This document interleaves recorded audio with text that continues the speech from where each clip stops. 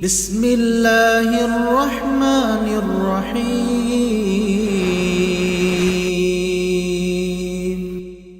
أعوذ بالله من الشيطان الرجيم.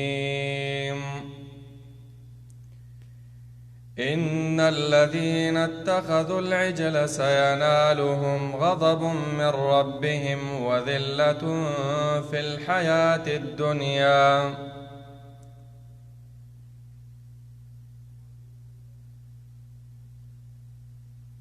إن الذين يقينا كسان اتخذوا العجل چنی ولید العجل اسخلرا فعبادت و پولوهیت سرا د موسی علیہ الصلوۃ والسلام د قوم واقعوا چې د سخی بندگی کوله په دې آیات کې الله رب العالمین سزا بیانوي چې څوک د غیر الله بندگی کوي په هغې باندې به د الله غضبونه وي د الله رب العالمین د طرفه به غصې وي په دنیا کې به د دې خلکو دپاره ذلت وي رسوایي به وي د غلامۍ زندگی به دوی تیروي نو رب العالمین فرمای ان الذین اتخذوا العجل یقینا ها کسان چې نیولی د العجل اسخی لرا په عبادت سره د دغه سخي عبادت کو او توبه یې نه وی ویستې سینالهم زر دی چې وبرسیږي دوی ته غضب من ربهم د طرفه د رب د دوی نه وذلة او ذلت به وي فی الحیات الدنیا په هغه ژوند دنیوي کې د الله د طرفه به غضب په دوی باندې نازلیږي وذلة فی الحیات الدنیا او ذلت به وي ذلیله به وي په ژوند دنیوي کې روایتو کې راغلی دي چې دوی به همیشه ټکسونه ورکوي جزیه به ورکوي مسلمانان چې کلم قابل شوي دي نو د دوی نه ټکسونه اخستي بعضو آثارو کې داسې راغلی چې موسی علیه السلام 14 کاله به د دوی نه جزیه اخسته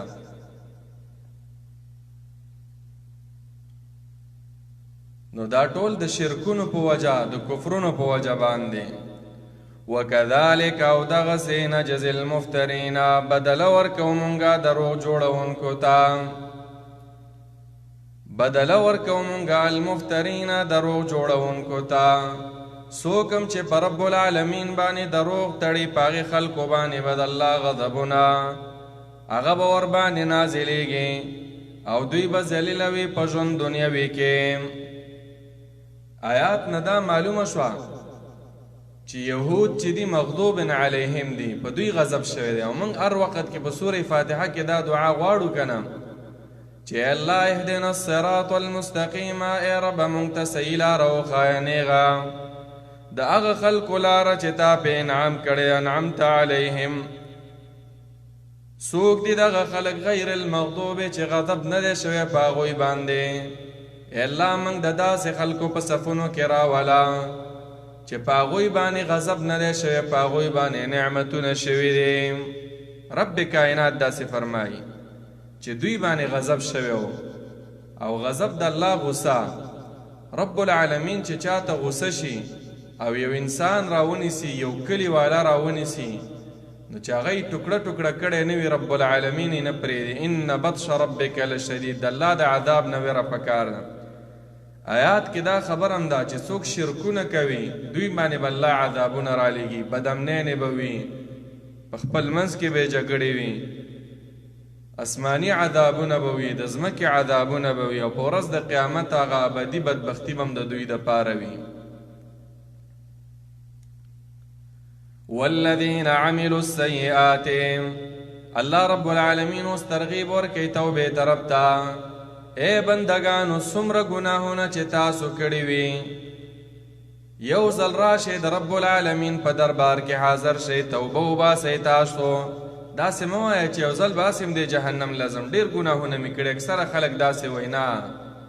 زمونږ رب ډېر رحیم رب دی زمونږ رب ډېر کریم رب دی چې چې دا ټوله دنیا دې د ګناهونو نه ډکه کړې وي او رب العالمین ته رالې چې ای رب مانه غلطي شوې ده، نوجوانی را پسې وه، شیطانی خواهشات را پسې و رب العالمینا، د نفس را پسې و، غلط ملګري و دوکه شوم رب العالمین. الله زما تا ته توبه ده، رب العالمین زما د توبه ده، ما وبخه.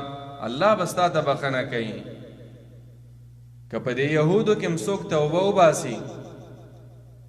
چې د سخي عبادت یې کړی و یا د هغوی په عقیده باندې اوس هم دی، اوس هم توبه وباسي، الله رب العالمین ورته معاف کوي. والذین عملوا السیئات، او هغه کسان چې کړي دي بدیانې ګناهونه کړي دي، ثم تابوا بیا توبه وباسي من بعدها رستو د دغې بدیونه، وآمنوا او ایمان راوړي، نو چې ایمان یې راوړه او توبه یې ویسته نو څه چل به وشي؟ رب العالمین به ورته بخنه وکړي، ځکه ان ربک یقینا رب ستا من بعدها رستو د دغې ګناهونو نه لغفور خامخا بخونکی دی، رحیم رحم کوونکی دی. انسان نه امیده کېږه مه،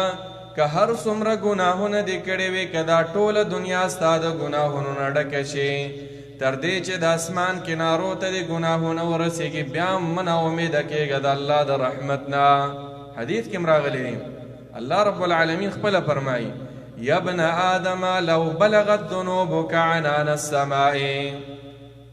ثم استغفرتني لغفرت لك ولا أبالي. اے زما بندا، اے د آدم بچیا،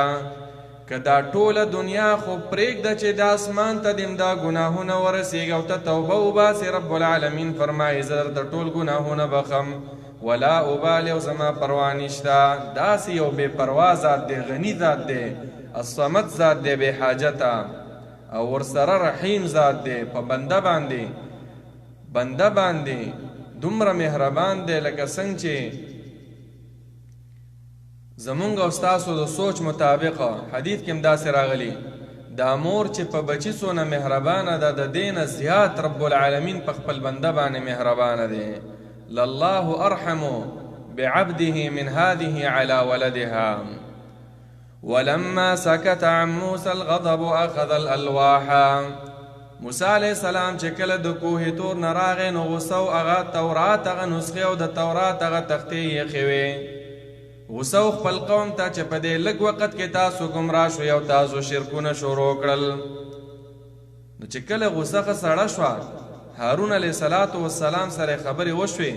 او هغه ورته وویله چې ما ورته دعوت کو، خو دوی نه منو، او هغه سخې هغه یې وسوځو او سمندر ته وروغورځو. نو بیا یې هغه راواخستې، هغه لیکلی شوې نسخې او تختې چې په هغې کې تورات لیکلی شوی د الله احکام. نو الله فرمایي ولما سکت، هر کله چې آرام شو، عن موسی الغضب، د موسی علیه السلام الغضب غصه په آرام شو، غصه په سړه شوه. اخذ الالواح، نو راوایخستې هغه تختې د تورات. وفي نسختها، او په لیکلی شوو د هغې کې، یعنې څه شی چې په هغې کې لیکلی شوي، هدن هدایت و سمې لارې ته رابللو، ورحمتون او رحمت للذین، د پاره د هغه کسانو، هم لربهم چې هغوی د خپل رب نه یرهبون یره کوي. قرآن هدایت دی، خو د چا د پاره دی؟ للمتقین. مونږ اوله کې ویلي سورة البقره کې که نه، ذالک الکتاب، دا کامل کتاب دی. ولی کامل کتاب دی؟ ځکه لا ریب فیه، شک نشته په دې کتاب کې. ولی پکې شک نشته؟ ځکه هدى للمتقین، هدایت دی د متقیانو دپاره. نو هغه خلک چې د الله نه یریږي، قرآن ورته هدایت کوي، او که قرآن پې تأثیر ونه کو، دا د قرآن کموالی نه دی، بلکې دا د دې سړي نقصان دی، زړه کې یې خیری دی. ورنه قرآن کمالي کتاب دی، قرآن کې اعجاز دی، قرآن کې تأثیر دی، خو چې په تا یې اثر ونه کو، تا کې نقصان دی. بیا قرآن کې الله فرمایي، رسو راځي په سورة الاسراء کې، وننزل من القرآن ما هو شفاء ورحمة للمؤمنين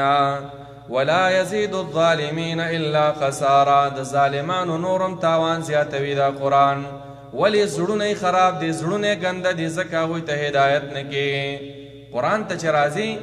صفا زړه به راوړي، صفا زړه. نو رب العالمین فرمایي چې رحمت دی د پاره د هغه کسانو هم لربهم چې هغوی د خپل رب نه یرهبون یره کوي. واختار موسی قومه 70 رجلا لمیقاتنا. کله چې موسی علیہ السلام دوی تراغه او ورته ویل چې الله ما سره خبرې کړي، نو دوی ویلا چې مونږ بستا خبره اله ومنو چې مونږ هم الله تعالی په خپل سترګو وینو، او الله مونږ ته ووایي چې دا موسی دا زما رسول او زما پیغمبر دی. نو په دوی باندې بیا عذاب راغی، مړه شو په دغه ټیم کې د دې بې ادبۍ په وجه باندې. موسی علیہ السلام غوښتي چې دوی لاړ شي، توبه وباسي، معذرت پیش کړي کوه تور په خوا کې، خو دوی هغه نورې مطالبې شروع کړې په ځای د دې چې معذرت وکړي چې موږ نه غلطي شوې ده، وایي موږ د ته الله په خپله راښکاره شي. ارنا الله جهرة مخکې تیر شوي سورې بقره کې. نو الله رب العالمین په یو تندر د اسمان راولېږو، هلته تیر شوي صاعقه پرې راله، یوه چغې ونیول، مړه شو. خو موسی علیہ السلام واپس دعا وکړه چې ربه دا یو څو کسان دي، خو دا مرګ دا په خپله نیټه نه و، دا عقابي و، د سزا په شکل باندې الله ورکړو. نو موسی علیہ السلام دعا وکړه چې یا ربه دا یو څو کسان دي، او که دا داسې مړه شي نو بیا نور څوک نشته دی چې هغه نیکان خلک یو بندگی وکړي، او بس غلطي وکړه رب العالمین معافي کړه. نو الله رب العالمین بیا دوباره دوی را ژوندي کړله. رب العالمین فرمایي واختار موسی قومه، او غوره کړل موسی علیه السلام قومه د خپل قوم نه 70 رجلا او یا سړي لمیقاتنا د پاره د وخت مقرر زمونږه. لاړل ټولې کوهي تور ته بوتلل چې هلته توبه وباسي، معذرت پیش کړي رب العالمین ته، خو هلته نورې مطالبې شروع کړې. مخکې سورې بقره کې تیر شوي، دوی ټولو هلته وویله ارنا الله جهرة، مونږ ته الله رب العالمین ښکاره را وښایه، او که تا راته الله داسې ښکاره را ونه ښوده مونږ ستا خبرې نه منو. نو دا بې ادبۍ په وجه یې دا خبرې کولې، نو الله رب العالمین پې عذاب راولېږو. رب العالمین فرمایي فلما اخذتهم الرجفة، پس هر کله چې ونیول دوی لره الرجفة هغه جړق د ځمکې زلزلې ونیوله، زلزلې ونیول. نو په دغه وخت کې موسی علیہ السلام به دعا وکړه. تفصیل په سوره بقره 55 نمبر آیات کې دی چې هلته دوی ویله لن نؤمن لک ای موسی، موږ ستا خبره نه منو تر دې چې حتی نر الله جهرة، موږ الله ښکاره وینو. فاخذتکم الصاعقة، نو ونیول تاسو لره الصاعقة هغه سختې چغې د اسمانه. بیا ورپسې ذکر دی ثم بعثناکم من بعد موتکم، الله مړه کړي و دوی، د اسمان نه پې چغه راله او د ځمکې نه زلزله، داسې یوه بېادبه خبره دوی وکړله. نو په دغه وخت کې موسی علیہ السلام دعا وکړه، قال ویل رب ای رب زما لو شئت کتا غوښتې وې اهلکتهم هلاک کړی به وې تا دوی لره من قبلو مخکې د دې نه، و ایایا او ما لره اتهلکنا آیا هلاکوي ای ربه مونږ لره بما فعل السفهاء په هغه کار چې کړی دی بېوقوف او کمقلو خلکو منا زمونږ نه. ان هي الا فتنتک، نه دی دا مگر امتحان ستا د ای ربه. تضل بها، هي کې ضمیر راجع دی د رجفه، دا زلزله چې راله د اسمان نه چغه چې راله دا یو امتحان دی ربه. تضل بها من تشاء، ګمراه کوي په دې سره چا لره چې وغواړې، وتهدي هدایت کوي من تشاء چا لره چې وغواړې. انت ولینا، ته مددګار زمونږ، فاغفر لنا بخنه وکړه مونږ ته یې ربه، وارحمنا رحم وکړه په مونږ باندې، وانت خیر الغافرین، او ته ډېر غوره د بخونکو نه یې. ای الله مونږ معافي درنه غواړو. الله رب العالمین دا یو څو کسان دي واپس را ژوندي کا. او مونږ چې دی د کمقل او د بیوقوف او د ګناهګارو په خلکو په وجه باندې الله په مونږ عذاب مرالیږه. همیشه دپاره دا دعا کول پکار دي چې الله ته مونږ په داسې خلکو مه رانیسه چې هغه په مونږ کې ګناهګار دي، په مونږ کې ناپوهه دي. واکتب لنا فی هذه الدنیا حسنه، واکتب لنا اولیکا زمونږ دپاره فی هذه الدنیا په دې دنیا کې حسنة ښه ژوند، یعنی ښه ژوند مونږ لره که رب العالمین، وفي الآخرة او په آخرت کې انا هدنا الیک یقینا مونږ رجوع کړې ده تا ته الله تعالی په توبې ویستلو سره الله مونږ ټول ته توبه وباسو. رب العالمین مونږ وبخې، ای رب العالمین دا عذابونه په مونږ باندې مه راولې، مونږ نه چې کومې غلطۍ نه شوي رب العالمین هغه مونږ ته معاف کړې. د آیات کې دا درس دی مسلمان به دعا چې غواړي هم د دنیا هم د آخرت چې الله مال په دنیا کې پراخه زندگی د عبادت والا زندگی حسنه اصل کې معنا دا ده چې الله مال د ایمان د توحید د علم تا سره د تعلق دا زندگی میرا نصیب کی ښکلې زندگی داوي. حسنه صرف دا نه چې صرف دنیاوي او دین ته د توجه نه وي او ورسره د دنیا حالات هم شامل دي چې سړی حلال رزق د الله تعالی نه وغواړي. بعضې خلک وایي حرم ته تللی وم او ما دنیا په حرم شریف کې د الله نه د غوښتې. دا کمقل خلک دي، کمقل اجین دي. دا هلکه لاړې حرم ته د دنیا سوال هم وکړه د آخرت هم وکړه، د رب العالمین سره کمی نشته دی او بل دا سوال ناروا نه دی. پیغمبرانو دا دعاګانې کړي دي، ته د پیغمبر نه خو نیک نشي جوړېدی. قال نو ویل رب العالمین عذابی اصیب به من اشاء. موسی علیہ السلام مخکې د ګناهونو معافی وغوښتله د بني اسرائیلو نه چې کم ګناهونه شوي او د هغې نه وروسته د دنیا او د آخرت د ښې زندګۍ غوښتنه وکړه. الله رب العالمین داسې جواب ورکو چې زه د ګناهګارو نه چاله چې وغواړم هغوی له عذاب ورکوم. د دې وجې نه رب العالمین چې چاته غواړي مغفرت ورته کوي او که کومو ګناهګارو ته وغواړي عذاب ورکوي. بعضې ګناهګاران هغه الله تعالی بخیم خو بعضو له عذاب ورکوي. دا د الله تعالی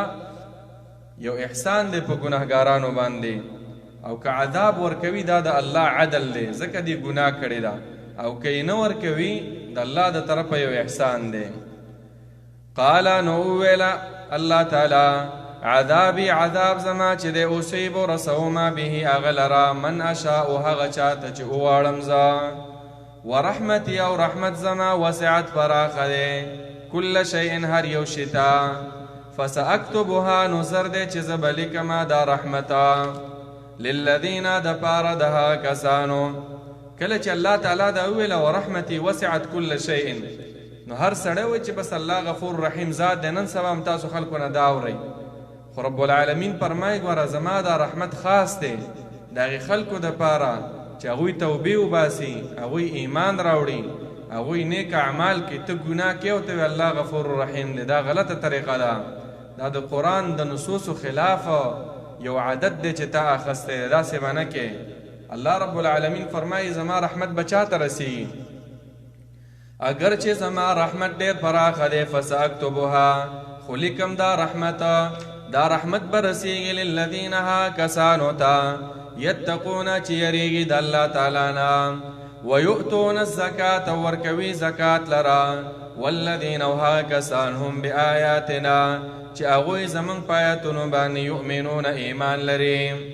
للذین یتقون چې تقوا چا کې وي الله به خپل رحمتونه راوروي. زکات ورکول ور باندې فرض وي، زکات وباسي. دارنګې زموږ په قرآن باندې ایمان وي کامل ایمان. الذين يتبعون الرسول النبي الأمي الذي يجدونه مكتوبا عندهم في التوراة والإنجيل. الله تعالی د نبی صلی الله علیه وسلم په باره کې فرمایي چې دا یهود چې په زمانه د نبی علیہ السلام کې دي دوی به هله صحیح مؤمنان شي چې په دې نبی ایمان راوړي، دوی په دې نه خلاصي چې موږ موسی علیہ السلام منلې. نه، الرسول النبی الامی دا زمونږ د پیغمبر صفات دي، او په تورات او په انجیل کې د پیشنګویی شوی وه دای صفاتو چې امر بالمعروف به کوي، نهی عن المنکر به کوي، تر څو چې د دې ځمکې ټولو دینونو والا په دې پیغمبر ایمان نه وي راوړی، ور څومره نیکان او بزرګان وي د هغوی نیکي او بزرګي دا نه قبلیږي، د دې نبي تابعداري به کوي، کم دین چې ده راوړی د هغې تابعداري به کوي. رب العالمین فرمایي الذین هغه کسان دي، مخکې ذکر شو رحمت زما چاته رسیږي هغه کسانو ته یتقونه چې تقوا پکې ده، زکات ورکوي، ایمان راوړي. دا څوک دي؟ دا خلق الذین هغه کسان دي یتبعون الرسول چې تابعداري کوي د محمد رسول الله صلی الله علیه وسلم، النبی چې نبی دی، نبی معنی الله رب العالمین را لېږلی دی. نبی ویلی کېږي، رسول او نبی کې فرق دا دی، رسول او نبی یو مطلب دا دی چې دواړه یو شان دي. دویم مطلب رسول هغې ته ویلی کېږي چې کتاب ورته ورکړی شوی وي، او نبی هغې ته ویلی کېږي چې کتاب ورته نه وي ورکړی شوی، د بل پیغمبر ته چې کوم کتاب ورکړی شوی د هغې دعوت کوي. لکه مثلا یوشع علیه السلام هغه نبی و، ځکه د موسی علیه السلام ته چې کوم کتاب ورکړی شوی د هغې دعوت یې کوه. زموږ پیغمبر هم رسول دی هم نبی دی، کتاب هم ورته ورکړی شوی. نبی معنا چې خبر ورکوي خلکو ته د الله د طرفه، پیغمبر خلکو ته خبر ورکوي. الرسول را لېږلی شوی، پښتو کې ترجمه الرسول چې را لېږلی شوی د الله د طرفه، النبی چې خبر ورکوي خلکو ته د الله د طرفه، نبأ نه دی. الامیه چې امی دی، امی معنا چې لیکل او لوستلو نه ورزېدی پیغمبر ته. دې کې حکمت دی چې الله رب العالمین خپل پیغمبر ځکه امی وګرځو. امی معنا چې لیکل او لوستل ولا نه ورځي، چې بیا به د خلکو ویله چې دا پیغمبر خو موږ ته معلوم و پخوا نه دی، خو پی ایچ ډي کړی ده، دا خو ډېر تعلیم یافته دی، دا پخپله شاعر دی، د پخپله دا کتاب جوړ کړی دی. نو د ټولو خلکو ته پته وه چې نبی علیه السلام له لیکل نه ورځي، نو اعجاز هم دې ته ویلی کېږي چې داسې سړی چې هغه له لیکل هم نه ورځي او داسې کتاب یې راوړو، دا دلیل دی چې دا پیغمبر دا حق پیغمبر دی. الذي هغه پیغمبر یجدونه چې مونده کوي دوی دا یهود او نصارا، مکتوبا لیکلی شوی دی عندهم د دوی سره، پیشنګویي د دې شوی وه د دوی سره فی التورات په تورات کتاب کې، والانجیل او په انجیل کې دا لیکلی شوی چې داسې یو سړی به راځي چې اسمه احمد، چې نوم به احمد وي، په عربو کې به راځي، قرآن به د کتاب وي. نور صفات هم ذکر شوي. صفات یې څه شوي؟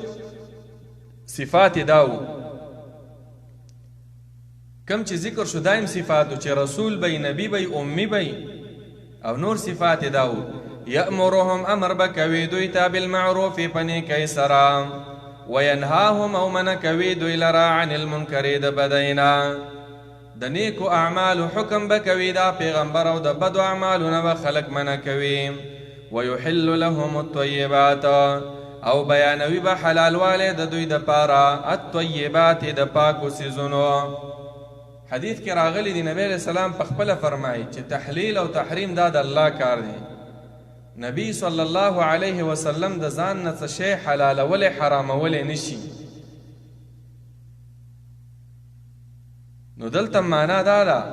چې کم شیزونه ورته الله ویلي چې دا حلال دی، نو پیغمبر به خلکو ته بیانوي چې دا حلال دی. نو چې پیغمبر سره دا اختیار نشته دی دین د ځان نه جوړول، نو بیا د 14مې صدۍ د پیرانو او د انسانانو سره څنګه داسې قانون دی چې د ځان نه شیزونه حلال کړي او د ځان نه حرام کړي. نو معنا به داسې کوئ ویحلو بیانوي به حلال والی لهم دوی ته طیبات د پاکو څیزونو، ويحرم عليهم بیانوي به حرام والی علیهم په دوی باندې الخبائث د ګنده څیزونو. ټول پاک شیزونه هغه حلال دی او ټول ګنده شیزونه هغه حرام دي. ګنده شیزونه هغه دي چې شریعت ورته ګنده ویلی وي، او بعضې هغه هم ګنده دي چې انسان عقل ورته ګنده وي، هغه هم حرام دي. ویضع عنهم اسرهم او لري کوي به د دوی نه اسرهم هغه درانه بوجونه د دوی نه، درانه حکمونه د دوی نه. درانه حکمونه لکه بني اسرائیلو کې حکم داو چې سړی به د مړ کو خامخا به ته وجلې، دیت او معافي پکې نه وه. زمونږ امت کې دا راغی چې تا نه قتل وشو نو که ستا مقتولین تا چې څوک وجلي د هغې وارثان په پیسو راضي شو دیت باندې نو هم ته معاف شوې، او که درته ووایي چې زه بس ته معاف شوی هسې دې معاف کړي نو زمونږ په دین کې اساني راغله. او هغوی په دین کې معافي او دیت نه و، بس چې سړی به مړ کو واپس به بیا وجو. دویم د خالی په ورځ په دوی باندې ښکار کول هغه حرام و، کار کول په دوی باندې حرام و. دغه رنګې مفسرینو لیکلي هر 2 کاله پس چې به د دوی کوم فصلونه کېدل دوی به نه خوړل، په دوی حرام و. نور هم داسې واقعات راغلي لکه مثلا دا کپړې اچولې دي او دا بالمازه شوې، د ماشوم پیشاب هغه ورته ورسېده یا نور ګندګیو باندې، د دې علاج به دا و چې دا به دې کټ کولې په قینچي باندې انزل نه و. نو دا سخت سخت بوجونه دا الله تعالی لرې کړل د دې امت نه په واسطه د محمد رسول الله صلی الله علیه وسلم. ويضع او لرې کوي به عنهم د دوی نه اسرهم بوجونه، درانه حکمونه د دوی، والاغلال او هغه سختې سزاګانې التي هغه کانت علیهم چې وې په دوی باندې. فالذین آمنوا پس هغه کسان آمنو چې ایمان یې راوړی به په دې پیغمبر باندې، وعزروه او تعظیم یې کړی، دفاع یې کړی د دې پیغمبر باندې به ایمان هم راوړی، د پیغمبر تعظیم بم کې په زړه کې به د لوی شان د پیغمبر پروت وي، د لوی شان سره سره دفاع هم د پیغمبر کې، د پیغمبر په سنتو په یو ځای کې عمل نه کېده او ته پوهېدلې نو د هغې به دفاع کې. هغه خلکو سره دوستانه مه کوه، بیا اول دعوت کوه چې چا درله دعوت نه کو دعوت یې درله نه قبلو نو بیا به ورته وي چې وروره زما او ستا نوره دوستانه نه کېږي، ځکه تاسو د پیغمبر د سنتو سپکوالی کوئ. حدیث کې هم داسې راغلي من رأى منکم منکرا فلیغیره بیده. ای زما امتی زما وصیت واوره که په ما د ایمان راوړی او ما منې نو کله چې تا ناروا کار ولیدو نو هغه په لاس باندې منع که. فإن لم تستطع که په لاس یې نشي منع کولی کمزوری لانجت ته جوړیږي او وسې نه لرې بیا څه وکړه فبلسانه په ژبې ورته ووایه دعوت ورته وکړه چې دا ناروا دی دا مه کوئ. که د ژبې طاقت هم دې نه وي نو فبقلبه زړه کې ورسره کینه وساته دغه ځای نه پاڅېږه دوستانه مه کوه. نن سبا امت کې کمزوري ټوله دا ده، دعوت الله نشته، د الله دپاره غیرت نشته. موږ څومره خلک وینو منځونه نه کوي، روژې نه نیسي، حرام خوري، قتلونه کوي، وینه تویوي، سودخواره وي او زموږ ورسره دوستانه وي، دا زما دوست دی، زما ورسره وروري ده، دین په دنیا زما ورور دی. عزیزانو لږ شان د الله دپاره د تندی را تروشول، دا تندی را ګونجې کول، لږ شان د الله دپاره ځان خفه کول، دا ګوره ایمان دی. د دې تپوس کېږي او وروسته الله رب العالمین بیانوي، 3 ډلې الله پاک بیانوي. نو رب العالمین فرمایي فالذین پس هغه کسان آمنو به چې ایمان یې راوړی په دې پیغمبر باندې، وعزروه تعظیم کوي د دې پیغمبر یا دفاع کوي د دې پیغمبر یا د پیغمبر د سنتو، ونصروه او مدد یې کړی دی د دې پیغمبر، واتبعوا النور الذي انزل معه او تابعداري کړې ده د هغه رڼا انزل معه چې نازل کړی شوې ده د هغه سره. النور نه مراد دا قرآن دی. قرآن چې کله راغی نو د ظلم تیارې هغه ختم شوې، د عدل رڼا راغله، د جهالت تیارې ختمې کړې، د علم رڼا راغله، د شرک تیارې ختمې شوې، د توحید رڼا راغله، د بدعاتو د رواجونو تیارې ختمې شوې، د سنت رڼا راغله، د ګناهونو تیارې هغه ختمې شوې، د نیکو اعمالو رڼاګانې رالې د قرآن په وجه باندې. قرآن رڼا ده، قرآن سړي سترګې رڼا کوي او چې څوک ورته توجه ورکړي. اولئک دغه کسان هم المفلحون هم دوی کامیاب دي. څوک چې ایمان راوړي په دې پیغمبر باندې، تابعداري د دې پیغمبر وکړي، د دې پیغمبر مدد وکړي، د پیغمبر د سنتو دفاع وکړي او په قرآن ورسره ایمان راوړي، د قرآن تابعداري وکړي، نو رب العالمین فرمایي چې کامل کامیاب هم دا خلک دی. په دنیا کې تا ته زیری ته کامیابې اوس ځان طلب په دې معنی چې زما د قرآن سره څومره تعلق دی، د پیغمبر سره مې څومره تعلق دی. قل یا ایها الناس انی رسول الله الیکم جميعا. وس الله رب العالمین پیغمبر ته فرمای چې پیغمبر ته اعلان وکا چې ته ټولو خلقو د پاره سید الله د طرفه پیغمبري او دا پیغمبري دا حق د الله تعالی دی. الله یې را لیږي. انسان پیغمبر نشي جوړولی، ځکه رب العالمین سره د ټولو کائناتو اختیار دی. الله چې چاته وغواړي هغه پیغمبر جوړوي. نو که هر څوک دعوه کوي چې زه پیغمبر یم او دروغ وایي نو دا پیغمبر نشي جوړېدی. پیغمبر به هغه کس وي چې الله رب العالمین را لیږلی وي. قل ورته ووایه پیغمبره دې خلکو ته یا ایها الناس ای ټولو خلکو نه مراد ای یهودیانو ای نصاراو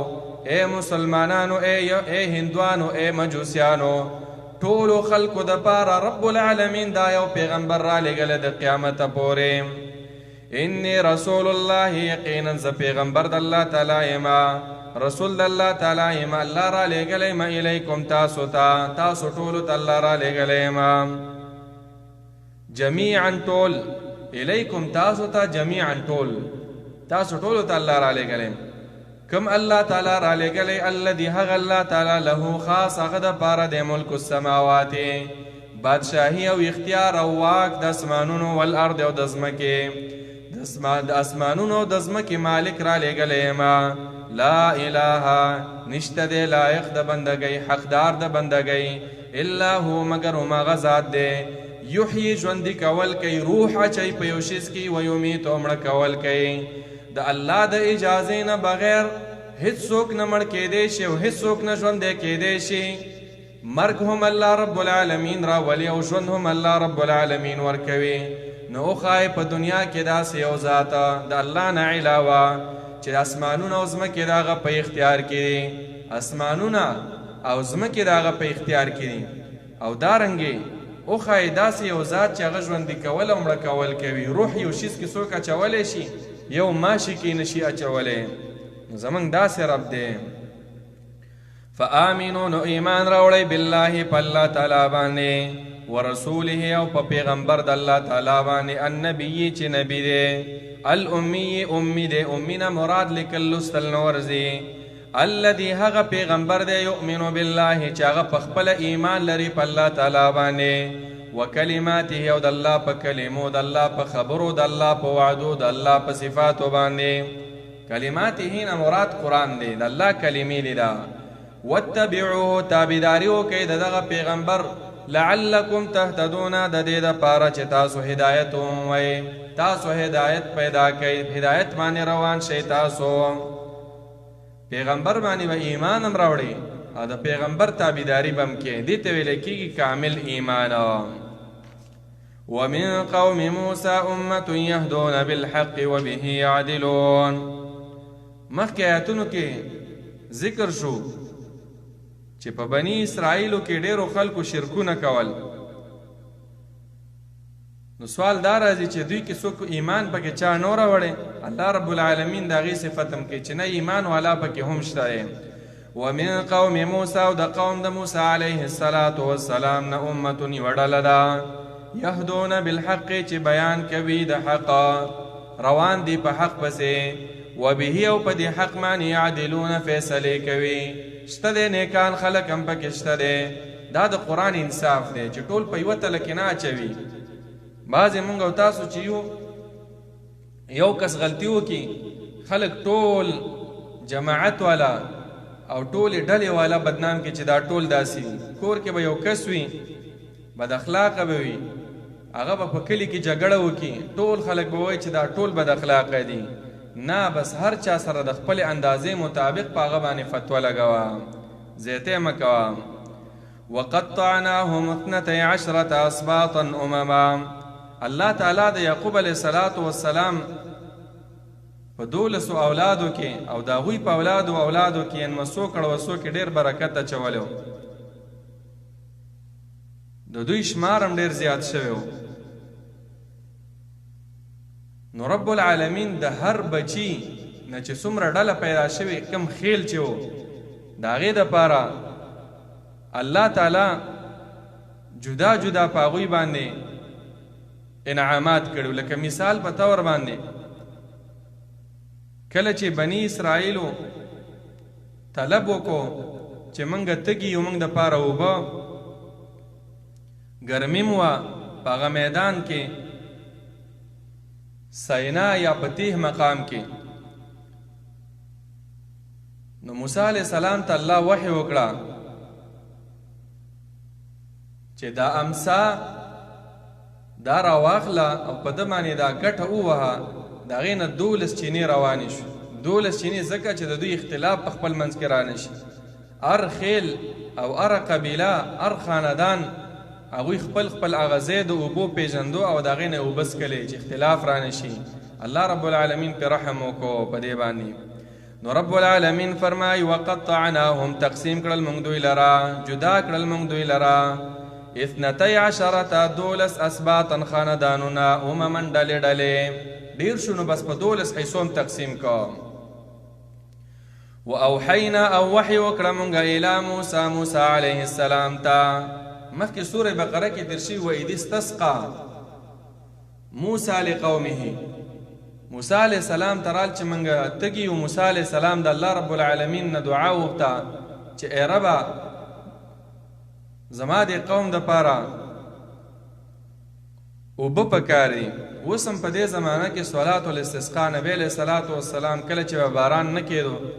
2 رکعته مونځ به کو او د رب العالمین نه به اوبه غوښتلې. استسقا معنا طلب د اوبو چې تنده پې ماته شي. نو اوحینا مونږ وحی وکړې کله چې موسی علیه الصلاة والسلام د الله نه اوبه وغوښتلې، نو دشته و صحرا و نه کوی و نه سیندونه و نه نهرونه و، نو څه چلو شو. اوحینا وحی وکړه مونږ الی موسی، موسی علیه الصلاة والسلام ته اذ استسقاه کله چې اوبه وغوښتلې، اذ استسقاه کله چې اوبه وغوښتلې موسی علیه السلام هو د الله تعالی نه، اذ استسقاه کله چې اوبه وغوښتلې د موسی علیه الصلاة والسلام نه قومه قوم دغه، ان اضرب بعصاک الحجره، مونږ ورته وویله چې اووهه، ان دا حکم ورته وکړو، دا وحی ورته وکړه چې اضرب اووهه بعصاک، په امسا خپلې سره الحجره دغه کاڼې دغه ګټه اووهه، فانبجست نو راووتلې منه د هغې نه 12 عینا، 12 چینې، عینا چینې راووتې. فانبجست په سوره بقره کې ذکر شوي فانفجرت، د فانفجرت او فانبجست فرق هم دا دی. فانبجست معنا لږې لږې راووتې، نری نری اوبه را روانې شي، او فانفجرت به ډېرې اوبه شولې،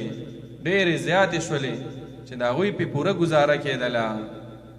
نو فانبجست اول چې اوبه را روانې شي لږې، نو بیا وروستو ډېرې شي، هغې ته انفجار به وایي. قد علم كل اناس مشربهم، قد علم یقینا معلومه وا کل اناس هر ډلې ته، قد علم یقینا پیژندله کل اناس هر ډلې مشربهم هغه د اوبو څکلو ځای، خپل ګودرې پیژندو. وظللنا علیهم الغمام، او بل نعمت پیدا شوی چې سوری کړی مونږه په دوی باندې الغمام وریځې. وانزلنا علیهم المنا، را نازل کړی مونږ په دوی باندې المنا ترنجبین والسلوا او مړزانه. په دغه صحرا کې ورته غوښې هم را روانې وي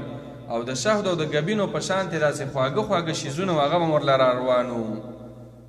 او الله ور باندې سوری مو که اوبه هم پیدا شوې د بره نه، سوری مو غمام هغه وریځو ته وایي نری وریځې سپینې چې یخې یخې هواګانې پکې لګي. هسې تصور تاسو وکئ چې سړی په دشته کې روان وي چې هم اوبه ورته رب العالمین را وبسل، چې رب العالمین کمې اوبه راویستې هغه به ناشنا اوبه هم وي، ښکلې یخې اوبه به وي، بره به هواګانې وي او سوری مو او تیارې غوښې د اسمان د طرفه به راتللې. کلو من طیبات، نخورئ تاسو من طیبات ما رزقناکم، د پاک هغې نه رزقناکم چې درکړې دي مونږ تاسو ته، پاک پاک خوراکونه کوئ. وما ظلمونا، دوی ظلم نو کړی په مونږ باندې، ولکن کانو، لیکن و دوی انفسهم چې په خپلو ځانونو یظلمونه ظلم کوو. بیا هم دوی ناشکرۍ نه وکړلې او وقتاً په وقتاً به ناشکري کوله چې نه مو خدا نه غواړو. مخکې تیر شوی سوره بقره کې چې لن نصبر علی طعام واحد، مونږ له دا ځای بدل کا. وإذ قيل لهم اسكنوا هذه القرية وكلوا منها حيث شئتم وقولوا حطة وادخلوا الباب. دا واقعا مخکم تیره شوې وه په سورې بقره کې. اوس هم دلته الله رب العالمین بیا ذکر کوي چې الله ورته کله وویله تاسو د بیت المقدس کلي ته نه وځئ، خو چې کله داخلېږئ د بیت المقدس ته ارض مقدسه ته نو تاسو د سجدې په حالت کې او دا کلمه وی حطه، لکه زمونږ په دې امت کې استغفر الله کلمه ویل، هغوی ته دا ویله حطه وایي. نو دوی څه چلو کو دغه کلمې هم بدله کړه، د حطه په ځای حنطه ویله او سجده هم غلطه وکړله. بخاري شریف کې حدیث راغلی چې په خپلو شاګانو باندې سې خویدل. نو الله رب العالمین هغه ذکر کوي چې دوی ظالمانو ظلم یې وکړ. رب العالمین فرمای وإذ قیل لهم، او کله چې وویلی شو دوی ته اسکنوا هذه القریة، اوسیږئ په دې کلي کې، وکلوا منها، خوراک کوئ د دې کلي نه، حیث شئتم د کوم ځای نه چې خوښه وي ستاسو، وقولوا او وایي حطة، مطالبه او غوښتنه زمونږ دا ده رجېدل د ګناهونو، حتی یحطو معنا دا ده چې رجېدل ورجېږي زمونږ نه ګناهونه، لکه مونږ چې وایي مطالبه زمونږ دا ده چې الله مونږ ته بخښنه وکړي. وادخلوا الباب، داخل شئ دغې دروازې ته، سجدا په داسې حالت کې چې تاسو سجده کوونکي یئ، نغفر لکم، بخښنه به وکړو مونږ تاسو ته، خطیئاتکم، ستاسو د ګناهونو، سنزید المحسنین، زر دی چې زیات بکړو مونږه نیک عمل کوونکو لره. سنزید المحسنین د مونږ به نیک عمله خلک زیات کو، یا دویمه ترجمه دا ده مونږ به نیک عملو خلکو نورم زیات نعمتونه ورکو. فبدل الذين ظلموا منهم قولا غير الذي قيل لهم، نو بدل کړلا الذين ها کسانو ظلموا چې ظلم کړي منهم د دوینا، قولا هغه وینا لرا، غیر الذي په غیر د هغه وینا نه، غیر الذي مفسرین لیکلی دي چې واخذوا غیر الذي، او وای خستا بغیر د هغه وینا نه، قیل لهم چې ویلې شوی دوی ته د حطه په ځای باندې حنطه ویلا، فارسلنا عليهم رجزا من السماء، نو راولېږو موږ په دوی باندې رجزا من السماء، هغه رجز معنا عذاب د اسمان د طرفه، بما كانوا يظلمون، په سبب د دې چې و دوی ظلم یې کوو د الله نافرمانی کوله. ظلم نه مراد نافرمانی د رب العالمین ده. واسألهم عن القرية التي كانت حاضرة البحر، دلته د دوی یو بل نافرمانی هغه رب العالمین بیانوي چې الله تعالی د بحر قلزم په غاړه باندې دا یو بحر، هلته یو کلی والا او یهودیان هغوی آبادو، د هغوی دپاره رب العالمین دا حکم را لګلی چې د خالی په ورځ به تاسو ښکار نه کوئ، میانو ښکار به نه کوئ، د سمندر په غاړه، او د رب العالمین کار و چې د خالی په ورځ به دا میان بالکل د دې اوبو په دې سر باندې و. نو دوی څنګه چلو کو؟ الله ورته ویلي ښکار مه کوئ یو امتحانا. نو دوی هغې ته داسې ولې جوړې کړلې د جمعې په ورځ باندې. نو چا چې به ورته وویله چې ښکار ولې کوئ، و یاره مونږ خو ښکار خالي ورځ باندې شوي یو، دا چل ول به کوو، او بیا به د اتوار په ورځ باندې د یکشنبې په ورځ به تله هغه به یې راخسته. ولې به مونږ خو خالي په ورځ نه دي راخستې، مونږ خو د اتوار په ورځ باندې راواخست. نو رب العالمین فرمایي چې دغه وخت کې په دوی باندې بیا عذاب راغی چې په هر شي کې تاسو چل ول کوئ او د الله دین بدلوئ، الله پې عذابونه راولېږل. عبدالله ابن عباس رضی الله فرمایي چې دغه کلي نوم ایلات و چې د بحر قلزم په غاړه باندې دوی آباد و. اوس هم دغه ځای چې کوم دی د اوسني اسرائیلو بندرګاه ده. او علماو لیکلي دي چې دوی کې به درې ډلې جوړې شوې په دغې خلکو کې چې الله ور باندې دا او دا واقعه دا په غور سره واورئ توجه سره ځکه دا زمونږ په دې امت کې هم دا شی شته دی الله ور باندې د میانو ښکار د خالي په ورځ منع کړی نو په دې خلکو کې درې ډلې جوړې شوې اوله ډله دا وه چې هغوی به تله ښکار به هم کوه ځان له به میان هم نیول بس ګناهونه کول دویمه ډله داسې وه چې هغوی څه نه ویله نه بد ویله نه یې ښه ویله دعوت یې نه کو او درېیمه ډله هغه وه چې هغوی منع کول هم کول خلک یې منع کول نو دا درې ډلې په دوی کې جوړې شوې الله رب العالمین چې عذاب راولېږو نو هغه خلک هم تباه کړل چې کوم خلکو د الله رب العالمین د دې حکم خلاف وکړو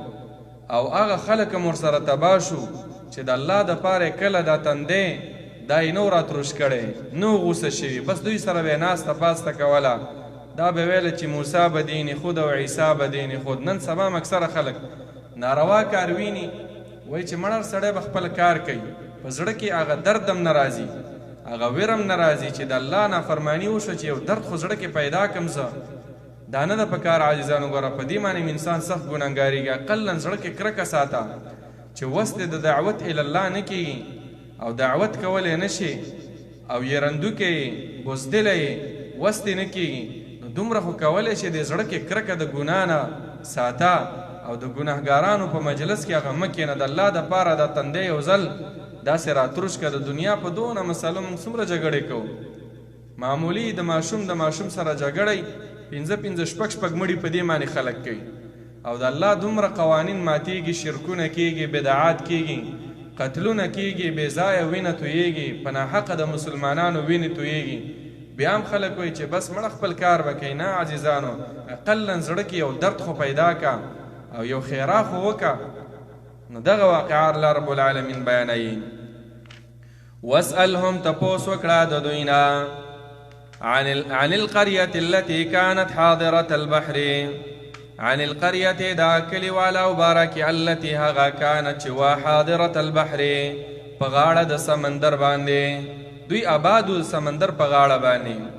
اذ يعدون کله چې د حد نه تیر وتل دوی حد نه تیر وتل معنا د حد شرعي نه الله ورته ویلي چې په دغه ورځ کار مه کوئ او دوی کول فی السبت د خالی په ورځ باندې په خالی په ورځ باندې اذ تأتیهم کله چې به راتلل دوی ته حیتانهم میان د دوی یوم سبتهم په ورځ د خالی د دوی شرعا ښکاره به راتلل و یوم لا یثبتون په هغه ورځ لا یثبتون چې خالی به نه کوله دوی په هغې کې یعنې خالی ورځ به یې نه مناوله په هغې باندې لا تأتیهم نو نه به راتلل دوی ته میان ښکاره بیا به هسې خپل عام چې په سیندونو کې سړی مهي نیسي دغه حیثیت خو په دې ورځ به ساز اوچت را روان امتحانا کذالک دغه شان نبلوهم مونږ امتحان کو په دوی باندې بما کانوا یفسقون په سبب د هغې چې دوی بنا فرمانی کوله اذ قالت امة منهم لم تعدون قوما الله مهلكهما کله چې به وویله امتون یوې ډلې منهم د دوی نه چا ته به وویله د تبلیغینو ته به وویله د مولیانو ته به وویله چا چې دعوت کو چې تاسو ولې دوی تاسې دعوت کوئ هسې وخت ولې خرابوئ دوی باندې هسې عذاب راځي نو ګورئ څه جواب یې ورکړو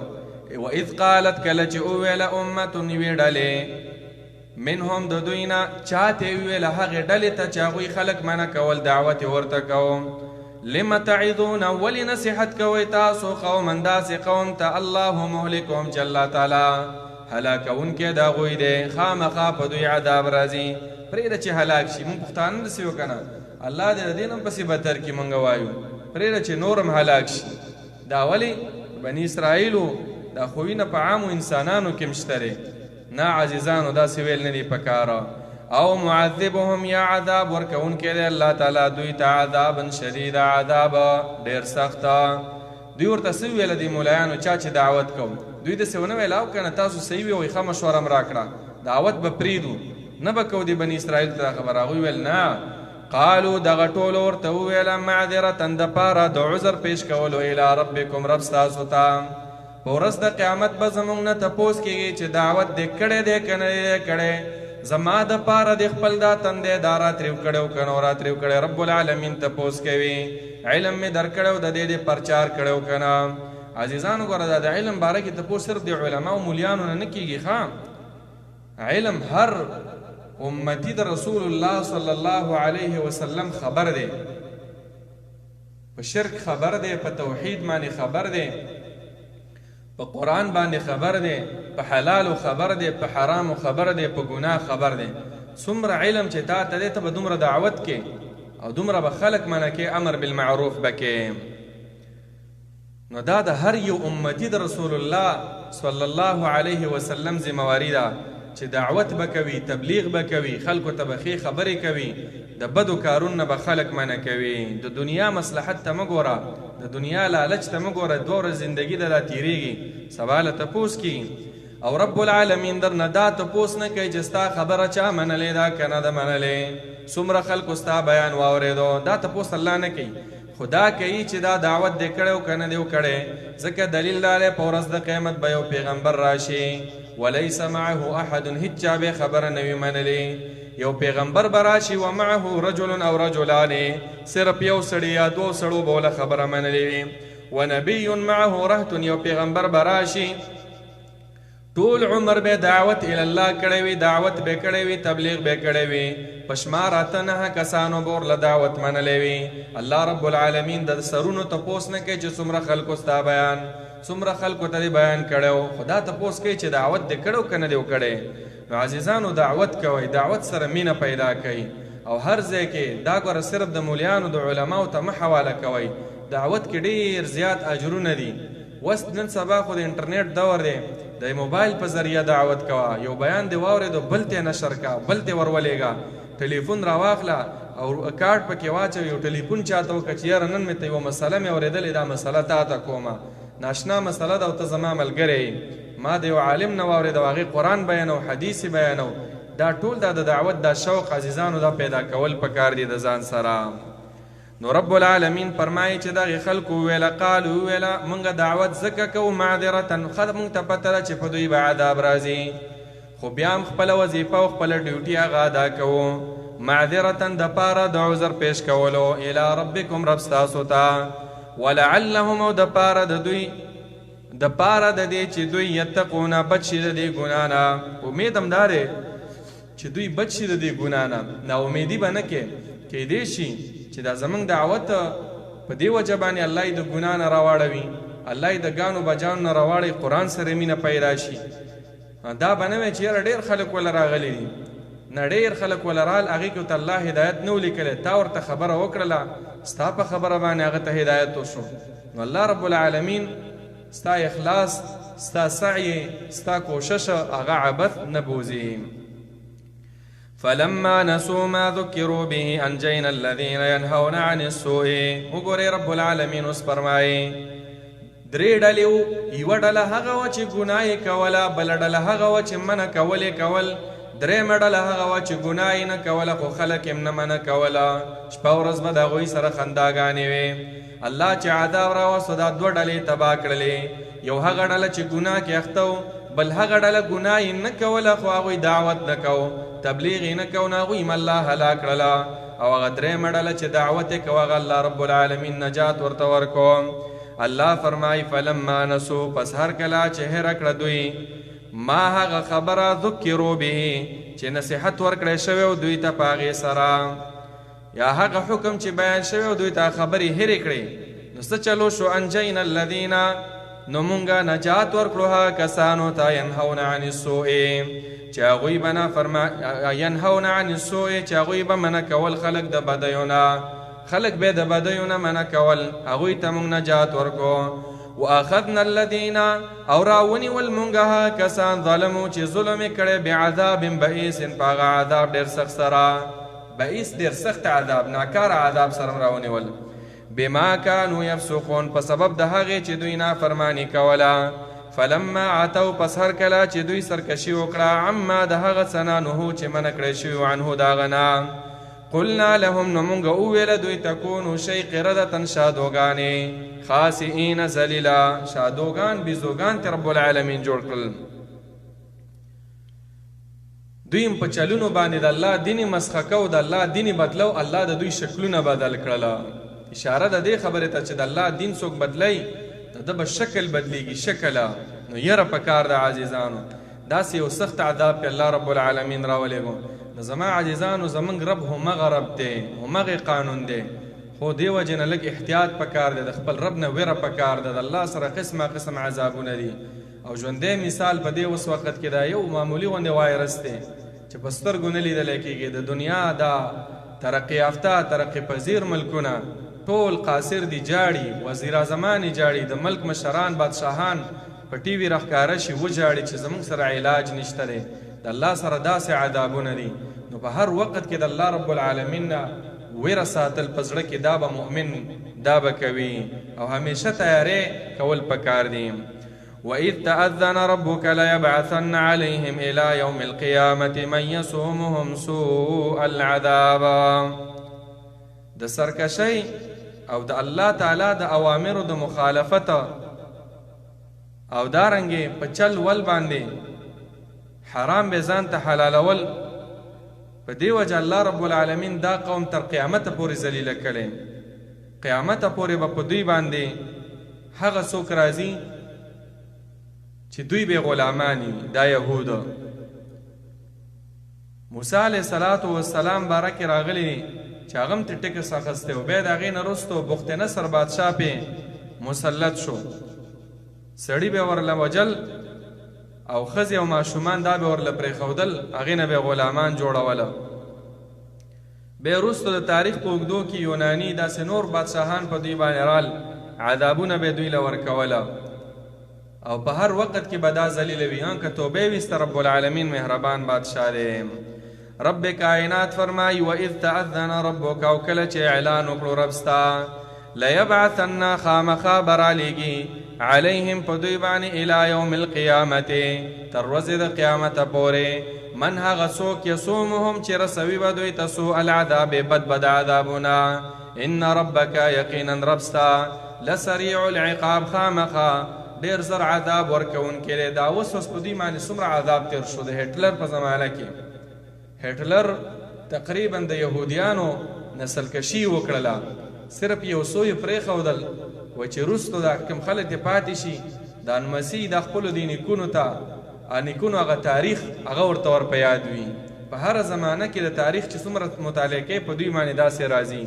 دا ولې ذلیله قوم دی، چل کوي هر وخت کې د الله د احکامو سره. ان ربک یقینا رب ستا چې دی لسریع العقاب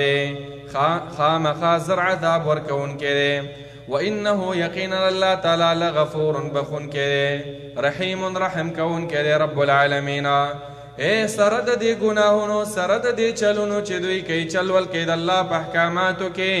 خو که بیا هم راشي رب العالمین ته رجوع کړي، الله رب العالمین بخي، دومره مهربان ذات دی رب العالمین. وقطعناهم فی الارض امما، او تاسو نسکل ټوکړې ټوکړې کړل مونږه دوی لرا په ځمکه کې اممن ډلې ډلې، منهم الصالحون بعضې د دوی نه نیکان مو، ومنهم دون ذلک او بعضې د دوی نه سوا د دې نه، یعنې نیکان نو غیر نیکان و بد عملو. وبلوناهم امتحان وکړو مونږ په دوی باندې بالحسنات په خوشحالیو سره، په ښه حالت سره، والسیئات او په تکلیفونو راوستلو سره، لعلهم د پاره د دې چې دوی یرجعون راوګرځي الله تعالی ته. د امتحان راځي کله ښه حالت هم راځي بد حالت هم راځي. مسلمان هغه دی چې په ښه حالت کې دی مغرور نشي، متکبر نشي، تکبر پکې پیدا نشي، په ښه حالت کې د الله شکر ادا کړي. بد حالت چې ور باندې راغی، مصیبتونه، تکلیفونه، کړاوونه، امتحانات، بیمارینې، په دغه وخت کې د صبر وکړي، جزع فزع ونه کړي، باباګانو باندې ونه ګرځي. اکثره خلک چا بچي نه کړي، بس لاړ شي کله یو زیارت باندې ګرځي کله بل زیارت باندې ګرځي. هلکه صبر وکړه، ستا به په دې بچو کې خیر نه وي، الله به درته نه لیکلي. دا د الله تقسیم دی. وروستو به راشي صورتونو کې چې یهب لمن یشاء اناثا، رب العالمین چاله زنانه اولاد ورکوي، لوریانې ورکوي. ویهب لمن یشاء الذکور، چاته نارینه اولاد ورکوي. او یزوجهم ذکرانا و اناثا، چاته دواړه ورکوي هلکان او جینکۍ ورکوي ویجعل من یشاء عقیما او څوک چې د الله رب العالمین ورله بلکل اولاد نه ورکوي عقیما شڼ شي هغه دا د الله قانونونه دي نو داسې مه کوه چې ته به یې غیر الله ته منډې وې ټول واک او اختیار د الله تعالی سره دی نو ناامیدي مه کوه او بیا په شرکونو کې اخته کېږي نه یرجعون الله ته واپس شه دعاګانې غواړه فخلف من بعدهم خلف ورثوا الكتاب يأخذون عرض هذا الأدنى ويقولون سيغفر لنا د بني اسرائیل په هر دور کې دا حالو تر دې چې د نبی کریم صلی الله علیه وسلم زمانه راغله نو اوس د هغو یهودیانو حال بیانوي چې هغوی ډېر ناکاره نائبانو یعنی ناکاره کشرانو پلرونه هم دغه شانتې بد عملو خو چې د بچو دور راغی خلکو ورباندې پلرونه ورله وبخله هر ښه صفتونه چې په دوی کې واغتې نه لاړل ورک شول په تورات کې احکام بدلول شروع کړله رشوتونه شروع کړل په تورات باندې به د خپل خواهش فیصلې کولې که په تورات کې به د خلاف فیصله وه بس هغې کې به تأویل او تحریف به کو نو دا ټول د دوی هغه ناکاره صفاتو من امت ته پکې دا درس دی چې من په کار د داسې ونه کو زندگی د خپل خواهش مطابق مه تېروه زندگی د الله د رالیږلي قانون د پیغمبر د ښودلي احادیثو مطابقه تېرول پکار دي ځان ته اوچت مه وایه ځان ته ډېر نیک مه وایه همیشه د پاره ته به هله نیکې چې ته ټولو انسانانو مؤمنانو ته د ځان نه اوچت وې امام حسن بصري فرمایي ویلن تکونه تقیا هغه وخته پورې کامل تقواداره نشي جوړېدی تر څو چې حتی تمر بالطریق په یو لاره باندې ته تېرېږې ورأیت فاسقا ظاهرا یو فاسق سړی دې ولیده او ته ووایې چې هذا خیر مني دا به زما نه غوره کېدی شي د دغه سړي داسې یو عمل وي الله رب العالمین ته قبول وي الله به ورله ډېر اوچتې مرتبې ورکړي او زه به سره د دې نیکو اعمالو جهنم ته روان یم دا څه پته لګي خاتمې څه پته لګي په زړه کې د تکبر وي ریا وي سمعت وي یو حسد وي پکې کینه وي دا ټول مونږ کې شته کې نشته دی دې وجې نه حدیث کې راغلی ډېر کرته یو سړی به د ګناه په وجه جنت ته لاړ شي بل سړی به وي نیک عمل به کړی وي جهنم ته به لاړ شي صحابه کرامو تپوس وکړو د الله پیغمبره دا څنګه کیدی شي چې د ګناه په وجه د سړی جنت ته لاړ شي وایي دا ځکه چې ګناه به کړي ټوله ورځ به الله ته جاړي چې الله ما معاف کړي زړه به دومره نرم شي الله ته به جړاګانې کوي الله ته به فریاد کوي عاجزي به پکې پیدا شي نو الله به جنت ته بوځي دا بل سړی چې نیک اعمال کوي تکبر به پکې ریا به پکې ځان ښودنه به پکې نور خلک به ورته سړي به چې نه ښکاري اعجاب المرء بنفسه به پکې نو هغوی به لاړ شي جهنم ته نو عزیزانو د ایتونو کې دا یره ده مونږ او تاسو له پکار دي چې ډېر محتاط او د احتیاط زندگی تېره کو ورځ د قیامت یقیني ورځ ده قبر ته تک دا یقیني ورتګ دی او د دې ټولو د ذرې برابر تپوس کېږي عزیزانو څوک دې ویني او که څوک دې نه ویني هغه رب دې ویني فمن یعمل مثقال ذرة خیرا یرا ومن یعمل مثقال ذرة شرا یرا نو رب العالمین فرمایي فخلف من بعدهم نو پیدا شولا من بعدهم رسل دوینا خلف ناکار خلقا خلف ویل کېږي ناکار خلق او خلف ویل کېږي ښه خلقه چې رستو راشي ښه خلقه چې رستو راشي هغې ته خلف وایي د لام فتحه په لام باندې زبر دی او خلف چې رستو راشي او ناکاره خلق وي ورثوا الکتاب په میراث کې واخستو کتاب تورات یأخذون اخلی دوی عرض هذا الادنا سامان د دې ذلیل دنیا ادنا د دې کمی دنیا ویقولون دوی وای سیغفر لنا زر دې چې بخنه به وکړی شي مونږ ته یعنی مونږ خو بخلی شوي مونږ خو سیدانی میګانې مونږ ته خو بخنه شوې ده دعا مونږ ته شوې ده بعضې خلک داسې په دې امت کې هم شته دی بس مونږ خو بخلی شوي یو چې څه کوي هغه کوي وإن يأتهم عرض مثله کچېرې راشي دوی ته عرض نور سامانه مثله په شان ته د دې اول یأخذوه هغه هم اخلي معنا دا ده ګناه کوي د ګناه په ټیم کې دا وایي چې ګناه کوم ما ته به الله وبخي بیا چې بیا ګناه ورته میلاو شي بیا هم دا ګناه کوي اکثره خلک په دې امت کې هم داسې ګناه په دې وجه کوي چې یاره بیا به توبه وباسو توبه چې وباسي بیا به وکړي بیا به توبه وباسو. عزیزانو دا ګوره بیا توبې پسې استهزا ده. که تا نه ګناه وشوه ستا اول نه اراده داسې نه وه چې ګناه کوم او بیا به توبه وباسم، نه، ګناه در نه وشوه توبه دې ویست، الله دې توبه قبلوي، بیا در نه وشوه بیا در الله قبلوي. په زړه کې به د اول نه داسې یو خطه، داسې یو تخطیط، داسې یو پلین، داسې یو چل به نه جوړی چې هر ځل ګناه راځي او پس ما تاسې هم بخلی کېږي، موږ بخلی شوي قوم یې، نه داسې نه کېږي. الله رب العالمین فرمایي الم یؤخذ علیهم، آیا نو اخستی شوی د دوی نه میثاق الکتاب، کلک لوز په کتاب کې، الله یقولو ان دا لوز ته اخستی شوی چې لا یقولو نه به وایي دوی علی الله په الله تعالی باندې الا الحق، مگر حق خبره به کوي. هی دروغجنو کوم ځای کې راغلی چې تاسو بخلی شوي یئ، تاسو به ګناهونه کوئ او تاسو ته به بخښنه کیږي، کوم ځای کې راغلی دي په الله یې دروغ تړله. توبه صحیح سړی الله ته وباسي هغه به توبه قبلېږي. خو دوی به ځانونه دا منصوبه چې موږ بخلی شوي قوم یو.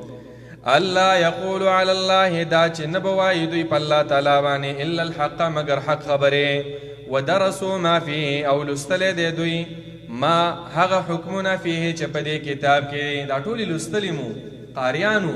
مولیانو، عالمانو، شیخانو، او سره د دې چې کم دی نو هغه په دې کتاب باندې عمل نه کوو.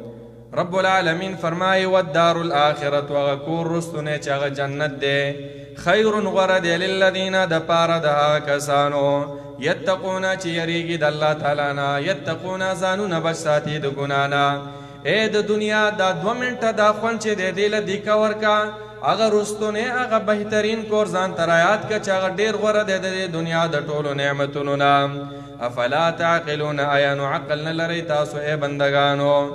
والذین یمسکون بالکتاب واقاموا الصلاة، نیکان خلقمو هغه کسان یمسکون بالکتاب چې منګولې لګولې یعنی عمل کوي. بالکتاب مسک اصل کې ویل کېږي نیول یو شیز لره، منګولې لګول معنا عمل کول، بالکتاب په کتاب معنی، واقاموا الصلاة او پابندي کوي د مانځه، مونځ پابندي به کوي. الله رب العالمین داسې ویلي اقاموا الصلاة، داسې نه ویلي صلو چې مونځونه به کوي. اقامت د مونځ څنګه وي؟ اقامت د مونځ قرآن کې ذکر شوی. اول شرط اقامت د مونځ دا چې په خپل ټیم باندې به وي، ان الصلاة کانت علی المؤمنین کتابا موقوتا. دویم شرط د نارینه د پاره دا دی چې جماعت ته به ځي، په جماعت کې به مونځ کې، په جماعت باندې به مونځ کې. د یو عذر د وجې نه که پاتې شوي بیمار وي، نورې بیمارۍ نه وي او جماعت ته لانړی هغه عذر، خو بغیر د عذره به په جماعت کې ته مونځ کې، بغیر د عذره به ته جماعت نه پرېږدې، خامخا به ته جماعت ته ځې، په جماعت باندې به مونځ کې. دویم شرط دا شو. دریم شرط دا دی قد افلح المؤمنون الذین هم فی صلاتهم خاشعون، په مونځ کې به د خشوع او عاجزي وي. څلورم شرط پکې دا دی چې مونځ به د په طریقه د پیغمبر باندې وي، خشوع به کې د مونځ په ترجمه به پوهېږي چې دا سوی په دې پوهېږي ته چې نه پوهېدلې ستا مونځ کې به خشوع څنګه راشي، نو د مونځ ترجمې زده کوي عزیزانو. نو الله ځکه وایي چې منګولې لګوي دوی عمل کوي بالکتاب په کتاب، واقاموا الصلاة او پابندي کوي د مانځه. انا لا نضيع، یقینا موږ نه ضایع کوو، اجر المصلحین، اجر د اصلاح کوونکو، اجر د اصلاح کوونکو. څوک چې اصلاح کوي، دعوت کوي، د دوی اجر الله رب العالمین هغه نه ضایع کوي. مصلح ویل کېږي چې اصلاح راولي په وطن کې، په خاوره کې، په ملک کې، په علاقه کې، په دنیا کې، په دې ټولو ځایونو کې اصلاح راولي. وَإِذْ نَتَقْنَا الْجَبَلَ فَوْقَهُمْ كَأَنَّهُ ذُلَّةٌ وَظَنُّوا أَنَّهُ واقع بهم. دا واقعا په هغه وخت کې راله چې کله اویا کسان کوهي تور ته لاړل، مخکې تېر شوي وختاره هغه 70 رجلن چې الله غوره کړي دوی چې لاړل، الله موسی علیه السلام ته تورات ورکو، د دوی نه دا لوز واخستو چې په دې به عمل کوي. نو دوی ویل دا خو ډېر ګران دی، موږ د دې پورته کولو ته او په دې باندې د عمل کولو ته موږ تیار نه یو. مخکې نه خو هم ډېرې بېدبینې به کولې، موږ ته د الله راښکاره شي، موږ ته داسې وکړئ، دا وکړئ، هلته رزقي بندګي وکړه. نو دغه ټیم کې الله رب العالمین دا کوهي تور دای پې داسې اوچت کو چې ایمان راوړئ که نه راوړئ، خبره منئ که یې نه منئ. ټولو د یرې د وجې نه ویله چې او منو یې نو دا واقعا الله رب العالمین بیانوي. وَإِذْ نَتَقْنَا الْجَبَلَ او کله چې راپورته کړو مونږه، نتق ویل کېږي راپورته کول د بیخ نه یو شی چې د بیخ نه راپورته شي چې بالکل هغه بیخ یې کټ شي. وَإِذْ نَتَقْنَا الْجَبَلَ او وَإِذْ نَتَقْنَا الْجَبَلَ او کله چې راپورته کړو مونږه الجبل غر لرا فوقهم د پاسه د دوی كأنه ذلة گویا کې چې دا ویزده چترې ده داسې د پاسه پې ودرېدو چې ایمان راوړی که نه وسم په دې د غر د لاندې کمه. وظنوا یقین وکړه دوی انه چې یقینا دغه غر واقع بهم چې را پرېوتونکی دی په دوی باندې. خذوا ما آتیناکم نو مونږ وویله دوی ته خذو ونیسئ تاسو یعنې عمل وکئ ما هغه کتابه آتیناکم چې درکړی دی مونږ تاسو ته په هغې باندې عمل وکئ بقوت په قوت سره. قوت نه مراد زده یم کوي، عمل هم پې وکئ، دعوت هم وکئ، ایمان پې راوړئ، وخت ورله ورکئ. واذکروا او یاد کئ تاسو ما فیه هغه څه چې په دې کې دي لعلکم تتقون د دې دپاره چې تاسو تقوا والا جوړ شئ، دې دپاره چې تاسو بچ شئ د الله د عذابونو نه. ګورئ د قرآن باره کې هم دا قانون دی بقوت، قرآن به هم په قوت سره اخلئ. واذکروا ما فیه قرآن کې چې څه دي دا یاد کئ. دا صرف د قسمونو کتاب نه دی او نه دا صرف د ناوې دپاره دی چې د ناوې په سر باندې به داسې کېږي برکت دپاره نه. عزیزانو دا قرآن دا د ژوند کتاب دی، دا د جرګو کتاب دی، دا د فیصلو کتاب دی، دا د حکومت کتاب دی، دا د عدالت کتاب دی. رب العالمین فرمایي چې واذکروا ما فیه یاد کړئ تاسو هغه څه فیه چې په دې کتاب کې دی لعلکم تتقون دې دپاره چې تاسو تقوا والا جوړ شئ. وَإِذْ أَخَذَ رَبُّكَ مِنْ بَنِي آدَمَ مِنْ ظُهُورِهِمْ د بني اسرائیل واقعات ختم شو دې آیات سره. اوس الله تعالی عامه خبره بیانوي لکه څنګه چې الله د بني اسرائیل نه داسې لوظونه اخیستي وو چې د الله بندګي به کوئ، د الله سره به شریک نه جوړوئ، د مور و پلار خبره به منئ، حقه خبره، خپلو خپلوانو سره به احسان کوئ، د پیغمبر تابعداري به کوئ. دغه شانی لوز الله تعالی د ټولو انسانانو نه مخصوص. صحیح حدیث کې راغلی دی کله چې آدم علیه السلام الله پیدا کو، د آدم علیه السلام د ملا نه الله تعالی دا ټول انسانان چې څه پیدا کېدونکي دي په مخ د ځمکه دا ټول یې ترې پیدا کړل که امثال الذرې په شان ته دغه سرو سرو میږانو او ورته وویله چې زه ستاسو رب یم، زه ستاسو اله یم. ټول وویله او دا ګواهي رب العالمین په مخ کې دا کړې ده او الله ګواه کړي. الله رب العالمین فرمایي وَإِذْ أَخَذَ رَبُّكَ او کله چې واخستو رب ستا من بني آدم د بني آدمانو د انسانانو نه من ظهورهم د شاګانو د هغوی نه ذریتهم اولاد د هغوی واشهدهم او ګواهان یې کړل دوی علی انفسهم په خپلو ځانونو باندې. الله تعالی ورته وویل الستو بربکم آیا نه یم زه رب ستاسو؟ قالو نو دوی ویله بلا ولې نه شهدنا ګواهي کوو مونږه. الله تعالی دا ولې ورته دا ګواهي پیش کوله او ولې پې دا حجت قایمو؟ دا وعده الله رب العالمین اوس مونږ ته رایادوي. په هغه ټیم کې خلک به وایي چې یاره مونږ ته یاده وه یا راته یاده نه، مونږ خو واړه مونږ خو نه پوهېدلو. الله اوس مونږ ته رایاده کړله. ولې مونږ ته رایادوي؟ چې ما تاسو نه داسې وعده اخیستې ده او رب العالمین خو رښتینی ذات دی. د الله رب العالمین خبرې ټولې د رښتیاو دي. نو رب العالمین فرمایي ان تقولو د دې دپاره چې ونه وایي تاسو ځکه مې دا وعده در یاده کړه چې ونه وایي تاسو یوم القیامت په ورځ د قیامت باندې انا کنا عن هذا غافلین یقینا مونږ وو عن هذا د دې نه غافلین بې خبره چې دا خبره هم ستاسو ختمه شي. ځکه هغې ټیم کې که تاسو ته یاد نه الله درته اوس در یاده کړه چې تاسو داسې ګواهي کړې ده چې موږ به ستا ربوبیت او ستا الوهیت منو. او تقولو یا ونه وایې تاسو انما اشرک آباؤنا چې یقینا شرک کړی و آباؤنا پلارانو زمونږه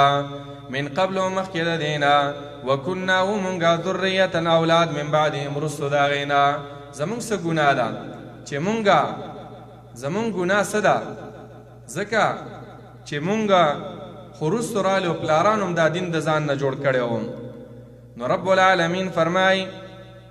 چې دوی به بیا داسې ونه وایي چې افتهلکنا آیا ته هلاکوې مونږه بما فعل المبطلون په هغه کار چې کړی دی باطل پرستو په هغه کار چې کړی دی باطل پرستو یعنی داسې سبا له ونه وایي چې مونږ ته پته نه وه زمونږ پلارانو داسې کول نو الله مونږ ته خو څه ګناه نشته دی نه الله رب العالمین ورته ور یاد کړل وکذلک او دغه شان نفصل الآیات په تفصیل سره بیانو مونږ آیاتونه ولعلهم يرجعون او دې دپاره چې دوی راوګرځېږي حق طرف ته په وضاحت او په تفصیل سره بیانو مونږه واتل عليهم نبأ الذي آتيناه آياتنا فانسلخ منها فأتبعه الشيطان فكان من الغاوين الله رب العالمین اوس د بني اسرائیل د یو عالم د یو مولا د یو شیخ او د یو پیر قصه بیانوي هغه حقیقي عالم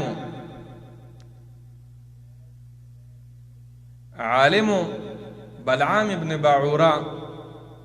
او د دومره پوی او د تورات علم ورسره 12,000 شاګردان به د تناستو د ورته درس کو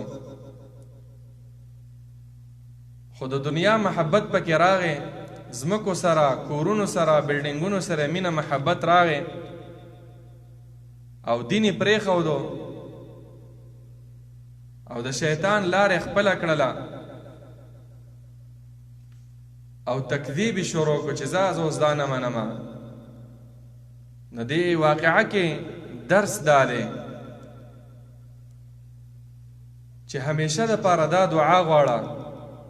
چې رب العالمین زما خاتمه په ایمان باندې کې هیڅ پته نه لګي فتنې ډېرې ځي راځي او دنیا او پیسو ته څوک د ټینګې نه وي چې هسې نه دا دین دا مې خراب شي دا دعاګانې همیشه دپاره غواړه او په دې کې دا درس هم دی چې دنیا سره نهایت زیات محبت کول د انسان دین خرابوي د انسان ایمان خرابوي نو بلعام ابن باعورا دغه واقعه امام مجاهد رحمه الله هغه فرمایي عبدالله ابن مسعود رضی الله عنه روایت هم دی چې د موسی علیه صلات والسلام په زمانه کې دا و او ډېر پوه او د تورات علم ورسره د دنیوي فایدو دپاره یې هغه دین هغه پرېښودو علم یې پرېښودو او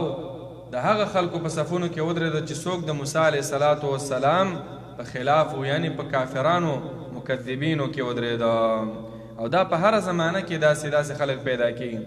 رب العالمین فرمایي واتلو علیهم ولوله په دوی باندې ای پیغمبره نبأ الذي واقعا او خبر د هغه کس آتیناه چې ورکړو مونږ هغه ته آیاتنا خپل آیاتونه چې الله وایي مونږ ورله علم ورکړو ناشنا علم ورسره فانسلخ منها نؤوتلو دا غینا یعنی عمل پې پرېښودو انسلاخ اصل کې ویل کېږي دا مار چې د خپل پوستکي نه وځي دغه شانې اووتلو او عمل پې پرېښودو فاتبعه الشیطان نو ورپسې شو د پسې شیطان فکان شو دی من الغاوین د ګمراهانو نه ولو شئنا کچېرې غوښتلی وی مونږه لرفعناه بها خامخا پورته کړی به وی مونږه لرفعناه پورته کړی به وی مونږه د لره بها په هغې سره بها نه مراد بآیاتنا کوم علم چې مونږ ورکړی ولکنه لیکن دی چې کومو دی کې څو مرضونه پیدا شو بیمارین پکې دا پیدا شو اول اخلد الی الارض مائله شو ځمکې ته دنیا سره مینه پیدا شوه د ځمکو سره مینه پیدا شوله نو خامخا بیا به دین به ترې پاتې کي واتبع هواه او روان شو خپل خواهش پسې د خپل خواهش تابعداري شروع کړله الله چې ورته کوم دین را لېږلی و د هغې تابعداري پرېښوده نو رب العالمین فرمایي فمثله مثال د ده کمثل الکلب په شان د حال د سپي دی د ده مثال په شان د سپي دی ان تحمل علیه که حمله کوي ته په هغه باندې په دې سپي باندې یلهث نو ژبه راوباسي او تترکه یا که پرېږدې دې سپي لره یلهث نو هم ژبه راوباسي بعضې دا چوړن سپی نه وي د کلو کوڅو کې چې وي کوڅړب سپی وږی وي حریص وي که ته پې حمله کې ځان نه شړې هم غاپي او ژبې رایستې وي لاړې ترې بهیږي دې ته لهث ویلی کېږي لاهث او که پرېږدی هم در پسې رامنډوئ معنا دا داسې بېدینه عالم ته به جوړ شو که ته پې رد کې هم در پسې غاپي او که څه ورته نه وي چې زه به خاموش یم دا به رانه خاموش شي بیا هم غاپي د الله دین پسې خبرې کوي د الله د دین نه خلک اړوي دا بې دینه عالم بې دینه ملا بلعام ابن باعوره نو مثال په شان د سپي دی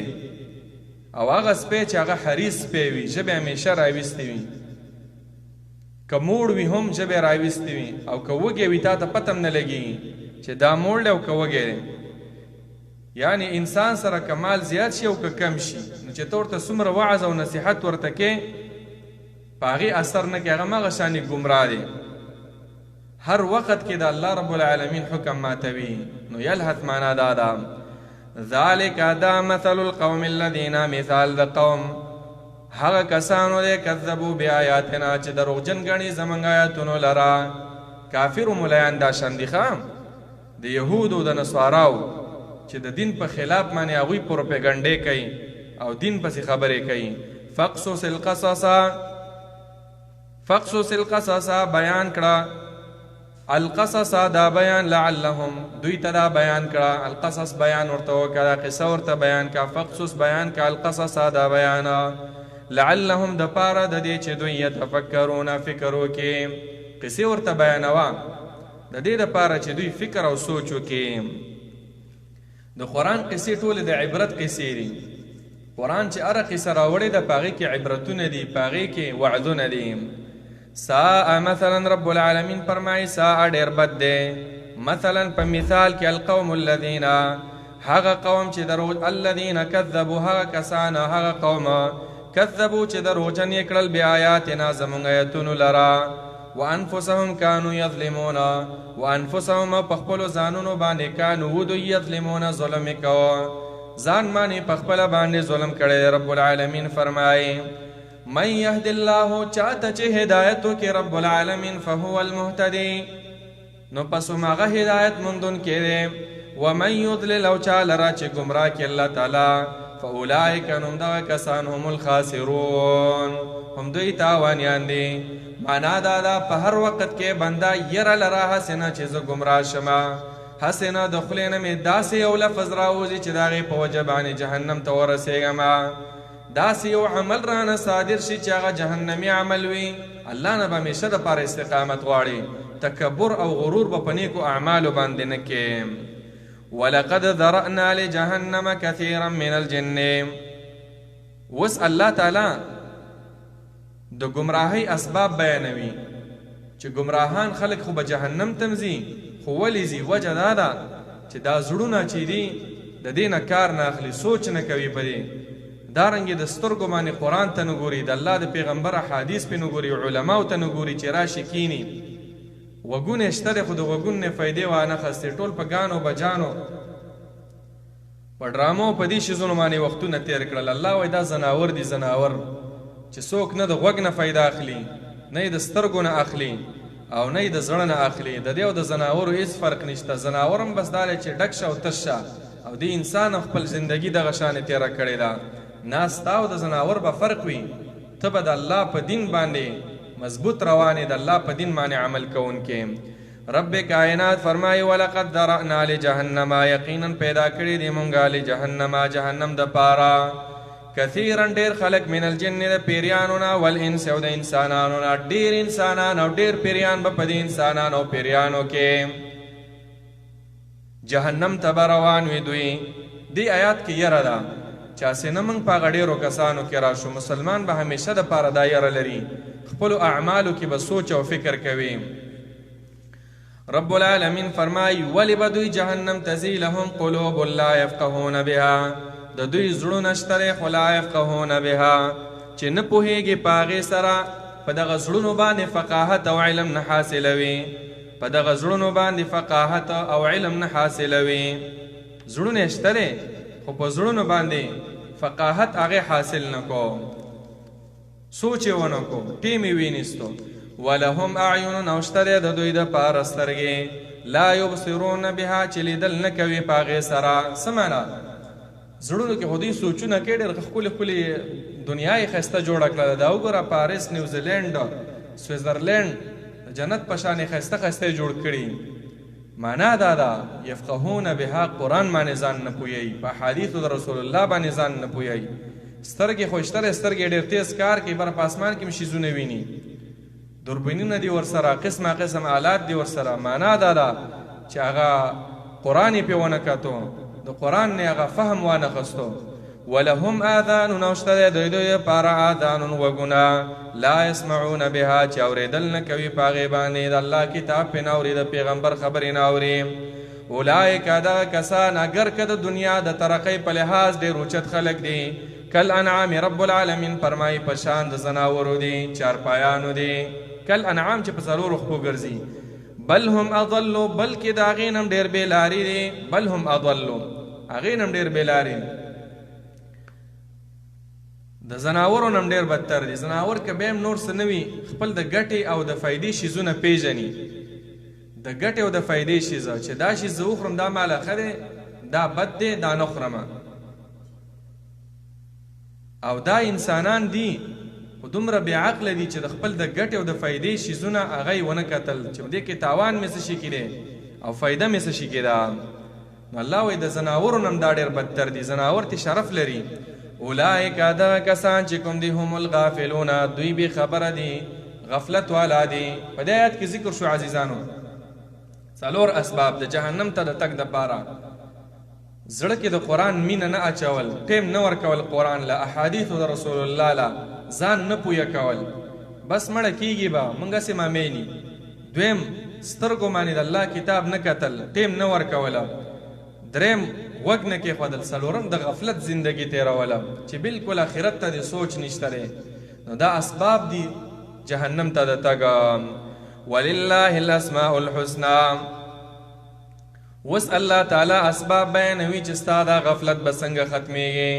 ته به څنګه عابد جوړیږي، ته به څنګه زاهد جوړیږي، څنګه به د جنت والا جوړیږي. اوله طریقه دا ده ولله الاسماء الحسنى، خاص د الله د پاره دی الاسماء نمونه الحسنى، خسته خسته خسته خسته نمونه د الله د پاره شته. فدعوه نو دعا وغواړئ د الله تعالی نه بها په دې نومونو سره، په دې نومونو سره رب العالمین راوبلئ. داسې دعا کوه چې یا رحمان و یا رحمان ذاته په ما باندې رحم وکړي، یا غفور ما ته بخښنه وکړي. د الله نومونه یادوه او د الله رب العالمین نه دعا غواړه، د الله په ښایسته ښایسته نومونو باندې. د الله نومونه چاله مه ورکوه، د الله رب العالمین نومونه چاله مه ورکوه چې فلانی مشکل کشا دی، فلانی حاجت روا دی، نه صرف لله، دا د الله دپاره دي خاصه. وذروا الذین او پرېږده هغه کسان، پرېږدئ هغه کسان یلحدون فی اسمائه چې کوږوالی کوي په نومونو او صفتونو د الله تعالی کې، د الله په نومونو او صفتونو کې کوږوالی کوي.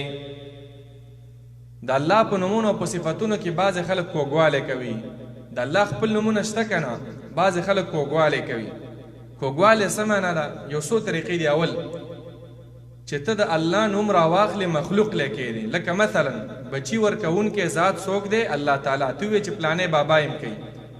مرض لرې کوونکی څوک دی؟ الله تعالی. واذا مرضت فهو یشفین. ته ووایې چې فلانی پیر یم کوي، هغې لی ورکوي، بوت یم کوي. نو د الله صفت دې راواخستو مخلوق له دې ورکو، نو دا الحاد دی د الله په نومونو کې. یو. دویم الحاد دا دی چې د الله د نومونو نه انکار کول، نه مړه الله، نه رحمان دی، نه رحیم دی، نه خالق دی، نه مالک دی، لکه ملحدینه. د الله ټول نومونه هغه د هغې نه انکار وکړي، دا هم د الله په نومونو کې الحاد او کوږوالی. دریم د الله صفتونه نه مني. الله ځان له صفت ثابت کړی، ته وایې زه یې نه منم، زما عقل یې نه مني. لکه مثلا رب العالمین قرآن کې ځان له علو ثابته کړی چې الله بره دی، الیه یصعد الکلم الطیب والعمل الصالح یرفعه. الله بره دی، الرحمن علی العرش استوا. او ته یاره زما عقل نه مني چې الله بره دی، بس ته ویم عرض دی کې نه، دا به هم نه کوې. داسې نور ډېر مثالونه. الله رب العالمین فرمایي بل یداه مبسوطتان، د الله لاسونه دي، دوه لاسونه، څنګه چې د هغه د شان سره مناسب دي. ته وایې زما عقل نه مني، زه نه منم. دا هم الحاد د الله رب العالمین په نومونو کې دی. نو څو قسمه شو؟ د الله د نومونو نه مطلقا انکار کول، د الله د بعضې نومونه منل، بعضو نه انکار کول، دا هم الحاد دی. د الله نومونه راخستل مخلوق له ورکول، دا هم الحاد دی او دام الحاد دی چې د مخلوق صفت راوالی الله له ورکی لکه بچی دا صفت د مخلوق دی او تو وی چې د الله د پاره بچی شته لکه يهوديانو او نصاراو به ویل چې عزیر د الله زوی دی يهوديانو به ویل نصاراو به ویل چې عیسی د الله زوی دی په دې وس زمانہ کې خلک په پلانې د الله نازولې دي نازولی الله رب العالمین نه لري الله رب العالمین نه نائبانو تضرر شته نه اولاد تضرر شته نه خزه تضرر شته نو د مخلوق صفت الله لکه ته ورکې نو دام څه شری دام په الحاد دی نو الله رب العالمین فرمایي چې څوک د الله په نومونو کې دا کوګواله کوي دوی ته عذاب ملاوي الله فرمایي وذروا الذين پرېږدي کسان یلحدون فی اسمائه چې کوګواله کوي په نومونو د الله تعالی کې او صفاتونو د الله تعالی کې سيجزون نظر دی چې بدله کې باور کړی شي دوی ته بدله باور کړی شي دوی ته ما كانوا يعملون د هغه عملونو چې دوی کوله چې کوم عملونه کړي دا وي هغه بدله باور ته رب العالمین ورکي وممن خلقنا امه يهدون بالحق وبه يعدلون وسأل الله تعالی صفت کې د بعضو نیکانو خلقو وممن او بعض د هغه چانه خلقنا چې مونږ پیدا کړي امه نیو ډله ده يهدون بالحق چې بیانوي خلقو ته حق خبره هدایت د خې خبرو لار خې د خبرو خلقو ته يهدون په معنا د يبينون طرق الهدايه بیانوي خلقو ته د هدایت خبرې چې حق خبرې يهدون چې بیانوي خلقو ته بالحق حق لرا وبه هم په دې حق معنی يعدلون فیصله کوي نیکان خلق د الله تعالی غشتره والذین كذبوا بآیاتنا هغه کسان چې دروغجن غني آیاتونه زمونږ والذین ها کسان کذبوا چې دروغجن غني بآیاتنا آیاتونه زمونږ سنستدرجهم مونږ به په مزه مزه پورورو راونی سو دوی لرا من حيث لا يعلمون ده هغه ځای چې دوی نه پوهیږي دې ته استدراج ویل کېږي حدیث کې راغلی چې یو سړی ګناهګار دی او هغه باندې نورم نعمتونه کېږي ورسته بلې پیسې ول ډېرې راځي نه مونځ کوي نه اودس کوي حرام خوري سود کوي نو دې دا نه وایي چې یاره دا لکه چې د ګناهونو کې ډېره فایده ده الله وایي زه به په مزه مزه رانیسم او چې الله رب العالمین راونیولې نو ان بطش ربک لشدید الله رب العالمین پکړ به ډېر سخت دی به د رب العالمین نه پرېږدي حدیث کې راځي لم یفلته به دې نه پرېږدي به دې ماتوي به دې ټوکړه ټوکړه کوي دنیا کې د دې ډېر مثالونه شته دا څو ګورئ په دې نږدې وختونو کې غټ غټ خلک وو ډېر په عیش او په عشرت کې به زندګي تېرول الله راونیول د عربو د بادشاهانو ته وګوره لکه مثلا د لیبیا کې دارنګې د نورو ملکونو کې دا ظلمونه به کول بس الله ورله ټیم ورکي خو په دې دنیا کې واپس راونیسي دارنګې نور عام کافرم الله ورله مهلت ورکي خو به یې راونیسي واملی لهم او مهلت ورکوم زدوی تا ان کیدی یقینا تدبیر زما متین اغه ډیر مضبوط دی کیدی چل زما تدبیر زما اغه ډیر مضبوط دی اولم يتفکروا ما بصاحبهم من جنہ دوی بداوی لچ دی پیغمبر دا کاهن دی دا ساحر دی د سره پیران ملګری دي او هغه ورته دا خبرې خي اولم يتفکروا رب العالمین فرمایا یا فکر نه کړه د خلکو ما بصاحبهم چې نشتره په ملګری د دوی باندې من جنتین هیڅ له ونتوبو پیران پی نشتره ان هو نه د پیغمبر الا نذیر مگر ير ور کون کړي مبین خکارا ير ور کون کړي ان هو نه د پیغمبر الا نذیر مگر ير ور کون کړي مبین خکارا پیغمبر باندې پیران میران نشتره پتا سو پیران دي چې خبره نه مانی اولم ينظرون لک سوچو کې په اسمانونو پزمکو کې هم به تاسو پوښید الله په وحدانیت باندې چې الله خالق دی مالک دی الہ دی اولم يتفکر اولم ينظروا آیادوی ندی کتل یا نګوري دوی فی ملکوت السماوات په بادشاہی د اسمانونو کې والارض او د زمکه کې وما خلق الله هغه چې الله پیدا کړی دی من شیء څه شی هر شی چې الله رب العالمین پیدا کړی ما خلق الله من شیء ان مراد ټول شیزونه په دې ټول مخلوق کې لک سوچ وکي کنه وان او په دې کې عسى ان يكون امید ده ان يكون قد اقترب اجلهم چې وی با قد اقترب رانز دې شوی به وی اجلهم نیټه د مرګ د دوی دې تم سوچو چې سباله مرګ را روان دی مړ کېږم د قبر لب ورزم دا ټول سوچونه د پیغمبر باره کې سوچو کې لیونه نه دی نه په پیران ناسي اسمان او زمکه باره کې سوچونه وکي دارنګې د الله په مخلوقاتو کې سوچ وکړئ، په خپله به پوه شئ چې رب العالمین حق او سچ او رښتینی ذات دی. فبأي حدیث بعده یؤمنون، نو په کومه خبره رستو د دې قرآن نه یا رستو د الله د خبرې نه یؤمنون دوی ایمان راوړي.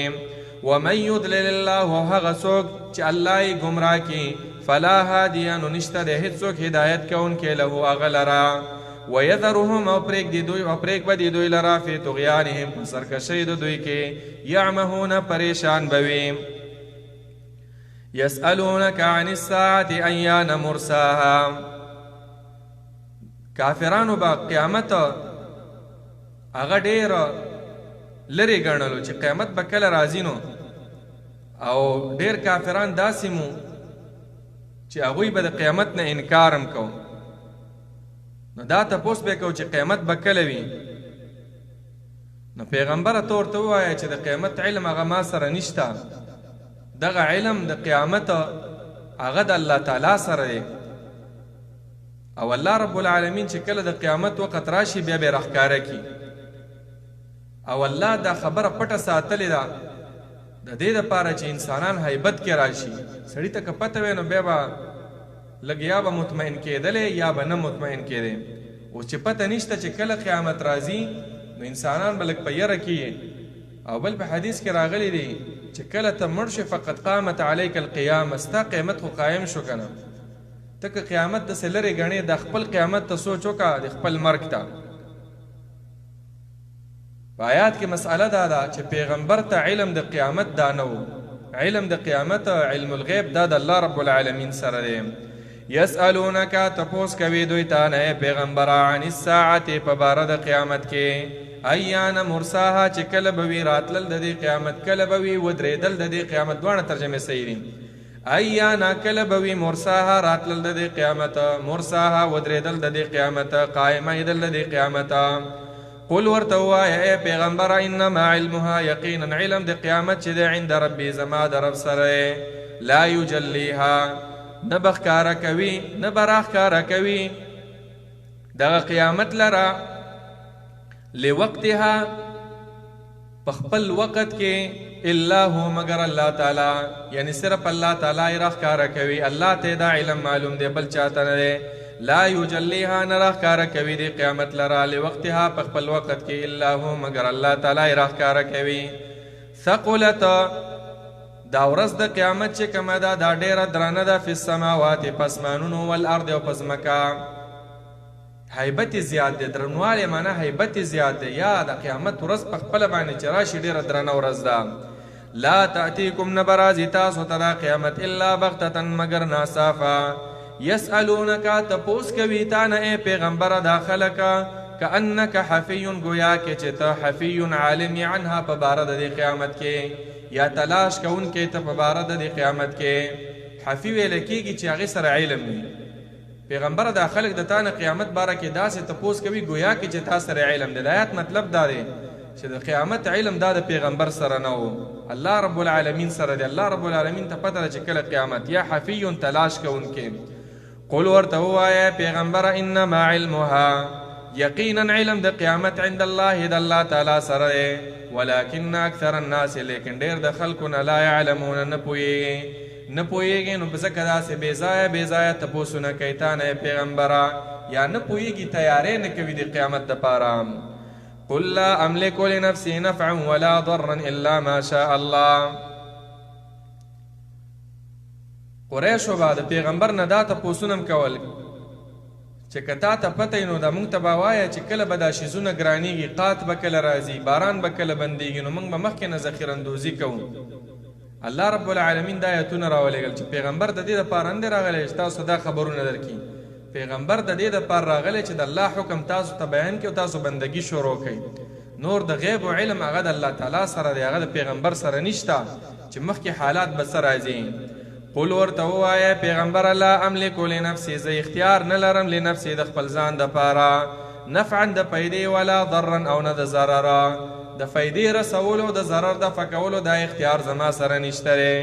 الا ما شاء الله، مگر که وغواړي الله تعالی، الله ما ته فیده را رسوي او الله ما د ضرر نه بچ کوي، نور ما سره اختیار نشته دی. نو ګورې پته ولګېدله چې نبی صلی الله علیه وسلم سره د دینا چې یو بهترین انسان په مخ د ځمکه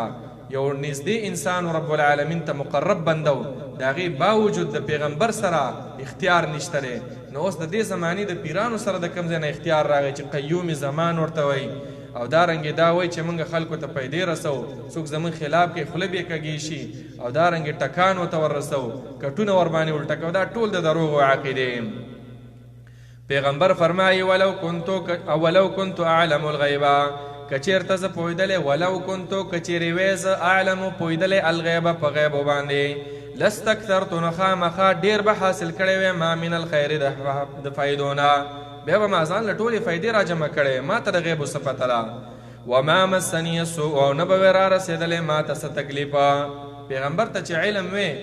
نو پیغمبر به د ځان دپاره ډېر خیرونه را جمع کړی وی، بیا به هغه جنګ له نتو چې په هغې کې مسلمانانو ته ضرر و، احد غزا ته چې لاړو. نو پیغمبر ته دا علم د غیبو نشته دی، غیبو علم چاته دی؟ صرف رب العالمین ته. او پیغمبر د څه دپاره راغلی؟ دې دپاره نه چې تاسو له خبرونه درکړي چې سبا به داسې کېږي او بل سبا به داسې کېږي، پلاني باندې به مالداري راځي او پلاني باندې به غربت راځي، باران به کېږي نه به کېږي. نه، پیغمبر راغلی دې دپاره ان انا نه مزه الا نذیر، مګر یره ورکوونکی، وبشیر او زیر ورکوونکی یما، نذیر معنا ویره ورکوونکی، وبشیر او زیر ورکوونکی یما لقوم یؤمنون دپاره د هغه قوم چې ایمان راوړي. هو الذي خلقكم من نفس واحدة وجعل منها زوجها. الله تعالی دې ځای کې د مشرکانو جاهلانو یو مثال بیانوي. کله چې یو ښځه د خپل خاوند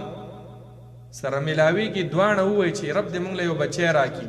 په خېټه یې ماشوم وي، دواړه دا دعاګانې کوي چې که موږ ته یو ماشوم میلاو شي، یو زوی میلاو شي، یو بچی میلاو شي، چې الله ورله بچی ورکړي، نو بیا د الله سره شریکان جوړ کړي، دا بچی ولیږي د کوم درګاه او د کوم پیره د کوم بود عابد جوړ کړي او په خپله چې دی هم دا شرکونه شروع کړي، نوم ورله غلط کړي، د عبدالعزا نومونه کېږي، عبدالحارث نومونه کېږي، دا ټول به په شرکونو کې د خپل بچي اخته کړي. الله رب العالمین فرمایي چې کله بچي نه وي شوي دعاګانې کوي، خو چې وي شي به په شرکونو په لاره باندې بوځي. رب العالمین فرمایي هو الذي، الله تعالی هغه ذات دی، خلقکم چې پیدا کړي یې تاسو من نفس واحدة د یو نفس نه، چې آدم علیه السلام دی، وجعل منها او ګرځولی و د دغه یو نفس نه زوجها بیبي د هغې، ولې بیبي پیدا کړه لیسکن الیها د دې دپاره چې آرام وکړي، الیها هغې ته. سکون چې دی سکون په دنیا کې دنیوي سکون دا په کور کې دی، خپل کور دا د سکون او د آرام ځای دی. لاړ شه لرې لاړ شه د دنیا په بلډینګونو کې ګرځه، دومره سکون او آرام نشته دی لکه څنګه چې په خپل کور کې دا سکون دی. سکون نه سکون هغه ایمانی سکون نه خیوخه،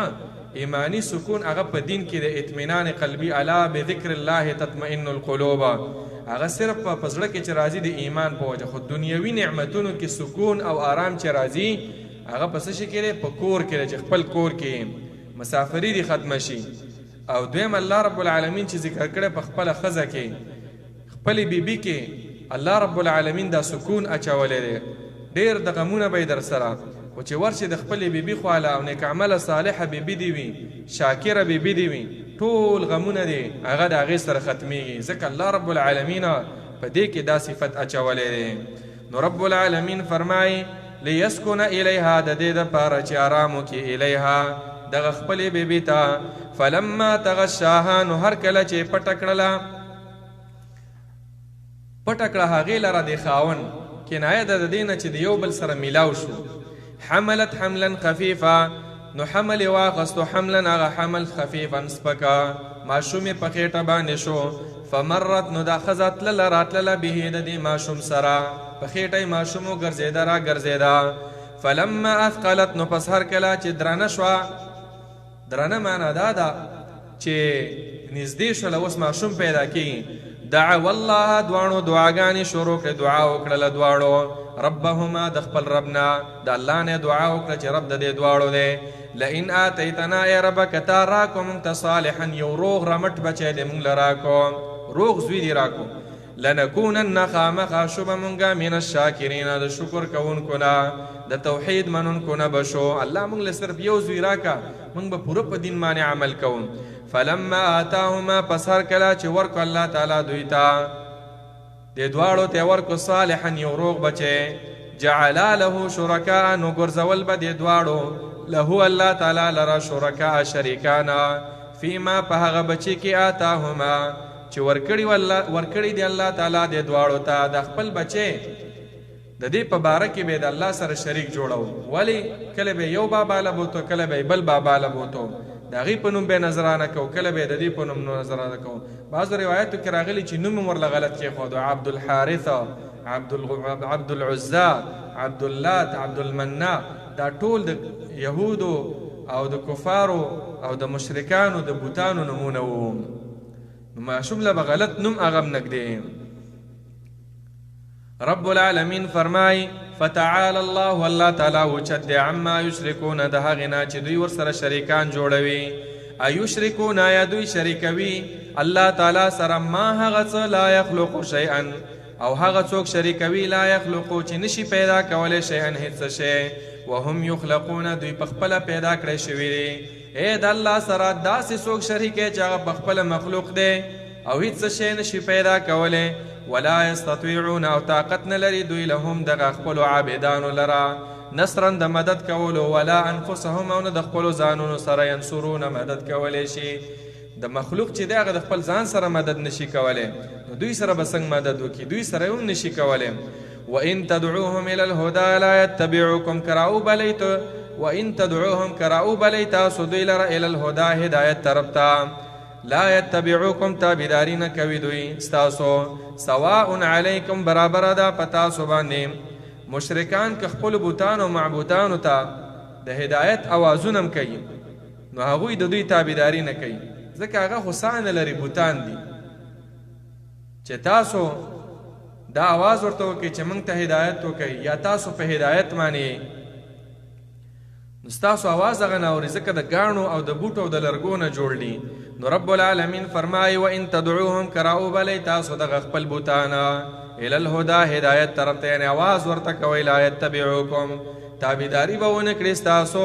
سواء علیکم برابره ده په تاسو باندې دعوتموهم کرا بلی دوی لره ام انتم صامتون یا یې تاسو صامتون خاموشه. د دې په مخ کې که تاسو هر څومره چغې ووایي او هر څومره را مدد شو ورته ووایي هر څومره د هدایت خبرې ورته وکړي او که خاموش پاتې کېږي سواء دا برابر دي ځکه دا خو بېجان بېسا شیزونه دي او تاسو یې بندګي کوئ.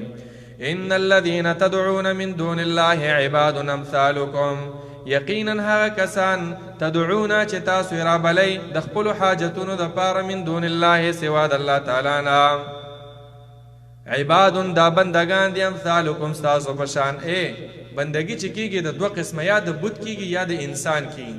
نو که د انسانانو هم کوئ دا هم ستاسو په شان بندگان دي او که د دې نورو کوئ خو الله ذکر کړل چې هغه خو بالکل نه څه اوري او نه څه ویني.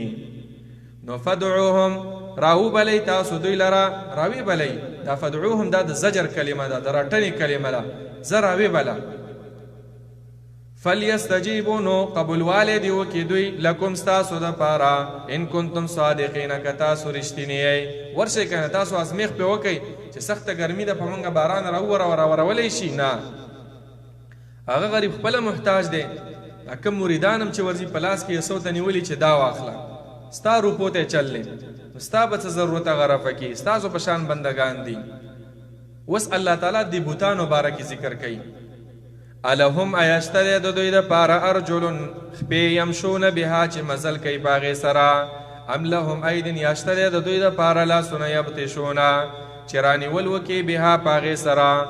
ام لهم اعین ایشته دی د دوی دپاره سترګې یبصرون بها چې لیدل وکړي په هغې باندې ام لهم آذان ایشته دی د دوی دپاره غوږونه یسمعون بها چې اورېدل وکړي په هغې سره دا شته دی د دوی دا هېڅ هم نشته. که د آیات د بوتانو په باره کې شي نو معنا دا ده چې دوی خو نه خپې لري چې چېرته لاړ شي چې ستاسو ضرورت رفع کړي نه لاس لري نه سترګې لري نه غوږونه لري. او که آیات د عامو انسانانو باره کې هم شي چې لږ لاړ شي د خپې استعمال کې لږ هدایت حاصل کوي د لاسونو نه کار واخلئ د الله کتاب پرې راواخلئ د سترګو نه کار واخلئ لږ وګورئ د الله کتاب مطالعه کوئ وګونه راکړئ یعنې ترغیب دی چې تاسو دا علم حاصل کړئ لږه قل ورته ووایه پیغمبره خو د اوله ترجمه هغه راجحه ده ښه په باره د بوتانو کې دی آیا شته دی د دوی دپاره خپې چې مزل وکړي جواب وکړه چې نه نشته دی شته دی د دوی دپاره لاسونه چې دوی پرې رانیول وکړي جواب وکړه چې نشته دی شته دی د دوی دپاره سترګې چې دوی پرې لیدل وکړي جواب وکړه چې نشته شته دی د دوی دپاره غوږونه نو چې څه واوري نو ووایه چې نشته نو چې نشته نه داسې معبود بندګي سره کوئ قل ادعوا شرکاءکم ووایه ای پیغمبره د خلکو ته ادعوا راوبلئ تاسو شرکاءکم خپل شریکانم راوبلئ ثم کیدونی بیا چل جوړ کړئ زما په خلاف باندې فلا تنظرون هیڅ مهلت مه راکوئ ماته تاسو ماته ډېر ډېر دا باباګان یادوئ چې را به شي ګوره درپسې یو ټکان به در ورسوي یو خوله به دې کږه شي یو کټ به در باندې الټه کړي ځئ راجمع شئ چې څومره ستاسو دي راجمع دي شي او ماته دې څه ذره ورسېد الله په اذن سره ځه نیشی را رسوله بإذن الله الواحد الأحد إن ولي الله الذي نزل الكتاب واسأل الله رب العالمين ترغیب ورکړي خپلو بندګانو ته چې د دغه الله بندګي وکړي چې کوم ستاسو ولی دی ستاسو مددګار دی هغه الله تعالی دی اوري او الله رب العالمین لیدل کوي رب العالمین الله رب العالمین نعمتونه را لیږي رب العالمین فرمای ان ولی الله یقینا دوست زما چې الله تعالی دی مخکې دا ذکر دی قل پیغمبر دا ووایه چې ان ولی الله یقینا دوست زما الله تعالی دی الذي هغه ذات دی نزل الكتاب چې نازل کړی دی کتاب لره وهو یتولى الصالحین او هغه دوستی کوي د نیکانو سره والذین تدعون او هغه کسان چې تاسو یې رابلئ من دونه سوا د الله تعالی لا یستطیعون نصرکم هیڅ وخت طاقت نه لري نصرکم د مدد کولو ستاسو ولا انفسهم ینصرون او نه د خپلو ځانونو سره ینصرون مدد کولی شي وان تدعوهم الی الهدى که تاسو یې رابلئ الی الهدى سمې لارې ته که راوبلئ تاسو دوی لره لارښودنې ته هدایت طرف ته لا يسمعون ناوري دوی وتراهم تبوینی دوی لرا ینظرون الیکا چې ګوري به دوی ته وهم لا یبصرون او دوی هیڅ شی نه ویني ګوره دوی چې دا بوت جوړ کړی دی اسې ول سترګې ایښودي ته به ورته ګورې چې دا ماته ګوري حقیقت دا دی چې دوی هیڅ هم نه ویني خذ العفو وامر بالمعروف وامر بالعرف واعرض عن الجاهلین په آخر کې الله رب العالمین طریقه د دعوت بیانوي خذ العفو معافي کوه خذ العفو ونیسه معافی لره عمل کوه په معافي باندې ډېرې خبرې به درپسې خلک کوي ډېرې ردې بدې به درته وایي خو معافي کوه وامر بالعرف او حکم کوه په نیکۍ سره واعرض عن الجاهلین او مخ اړوه د جاهلانو نه د چا خبرو پسې مه ګرځه خپل دعوت کار ساته واما ينزغنك که ورسیږي تا ته من الشیطان د شیطان د طرفه نزغن څه وسوسه وسوسه درته در ورسوي او غوسه دي کی فاستعذ بالله نو بخنه وغواړه فاستعذ بالله نو پناه وغواړه بالله په الله تعالی سره پناهي وغواړه په الله تعالی سره شیطان دی غوسه کې چې یاره بس دی سره داسې کول پکاري فورا نعوذ بالله وایي هر چا سره ښه اخلاق چلوه د شیطان خبره مه منه انه سمیع علیم یقینا الله تعالی سمیع اوریدونکی دی علیم پویه ذات دی ان الذين اتقوا اذا مسهم طائف من الشيطان تذكروا فاذا هم مبصرون الله د نیکانو خلقو صفت کوي ان الذين يقينا كسان اتقوا چې یریږي د الله تعالی نه اذا مسهم کله چې ورسیږي دوی ته طائف وسوسه من الشیطان د شیطان د طرفه طائفون ټولو ته ویل کېږي وسوسه ورسیږي یا پیریان په حمله وکړي او یا ګناه ترې نه کېږي یا غوسه ورشي نو تذکروا دوی رایات کی الله تعالی لران چې فورا تعالی غوسه درله اعوذ بالله ووایه او دا ګناه ته شوق شو الله ځان ته رایات کا پیران هم در باندې راغلل نو فورا هغه دعاګانې هغه اذکار ووایه فاذا هم مبصرون نو په دغه وخت کې دوی لیدونکي دي حق لارم دا ده و اخوانهم او ورونه د دوی ورونه د چا د شیطانانو یمدونهم زیاتوی دوی لرا فی الغی په هغه سرکشۍ کې ثم لا یقصرون او بیا چې کم دی دوی هغه کموالی نه کوي مخکې ذکر شو شیطان و اخوانهم د شیطان دا ورونه چې دي دا څه کوي خلکو له نورم سرکشي زیاتوي ذهنونو کې به وسوسې در اچوي چې داسې وکړه داسې وکړه خو ته به نه دوکه کېږي، بس الله ځان ته رایادوه. وإذا لم تأتهم بآية قالوا لولا اجتبيتها، او کله چې رانوړې ته دوی ته بآیت یوه نښه، هغه نښه چې دوی غواړي، قالو نو دوی وایي لولا اجتبیتها، ولې د ځان نه جوړوې ته دا نښه، ځان دې جوړه که که نه. قل ورته ووایه پیغمبره انما اتبع ما یوحى الی، یقینا زه تابعداري کوم ما د هغه وحي یوحى چې وحي کېدی شي الی ما ته من ربي د طرفه زما د طرفه د رب زمانه. هذا بصائر، هذا نه مراد دا قرآن دی، بصائر دلیلونه دي ښکارا من ربکما، بصائر هغه دلیل چې د عقل سره موافق وي. هذا دا قرآن چې کوم دی بصائر دلیلونه د عقل دی من ربکم د طرفه د رب ستاسو، وهدن او هدایت دی، ورحمتون او رحمت دی لقوم یؤمنون د پاره دا قوم چې ایمان راوړي. واذا قرئ القرآن فاستمعوا له وانصتوا لعلكم ترحمون. مشرکانو به ویله چې کله قرآن ویل کېږي شور کوئ چې وایي نه اورئ. الله رب العالمین د آیات راولېږو چې کله قرآن لوستلی کېږي تاسو قرآن ته غوږ کېږئ چې تاسو باندې رحم وشي. د قرآن په اورېدو سره انسان باندې رحم را نازلېږي. واذا قرئ القرآن، کله چې لوستلی کېږي قرآن، فاستمعوا نو غوږ کېږدئ دې قرآن ته، له دې قرآن ته، وانصتوا او چپ شئ خبرې مه کوئ خپل منځ کې، لعلکم ترحمون د دې دپاره چې په تاسو رحم وشي. واذكر ربك في نفسك تضرعا، او یادوا رب خپل فی نفسک په خپل نفس کې، تضرعا عجزی سرا، وخیفتا او په پټې سرا، دون الجهر چې هغه ښکته وي د زوره وینانا. عاجزی سرا او خیفتا په یرې سرا. الله رب العالمین یادوه په عاجزۍ سره او په یرې سره. بعضو علماو ترجمه کړې لکه پټ رب العالمین، ډېرې چغې مه ووه چې کله ته دعا کې او جومات دې په سر راخستی. دواړه ترجمې صحیح دي. واذکر ربک، را یادوه رب خپل فی نفسک په خپل نفس کې، تضرعا په عاجزۍ سره، وخیفتا او په یرې سره، ودون الجهر او ښکته د زوره نه، من القول د وینانا، بالغدو په سبا کې والاصال او په بیګا کې، یعنی سحر ماښام د خپل رب عبادت کوه، خپل رب را بلا. ولا تکن او مه کېږه من الغافلین د غافلانو نه. سحر ماښام قرآن ته غوږ ده، سحر ماښام د الله ذکر کوه، سحر ماښام دعا غواړه. ان الذین، یقینا هغه کسان، عند ربک چې ستا د رب سره دي، یعنی ملائک دي، لا یستکبرون عن عبادته، لوی نه کوي هغوی د بندګۍ د رب العالمین نه، ویسبحونه پاکي بیانوي د الله تعالی،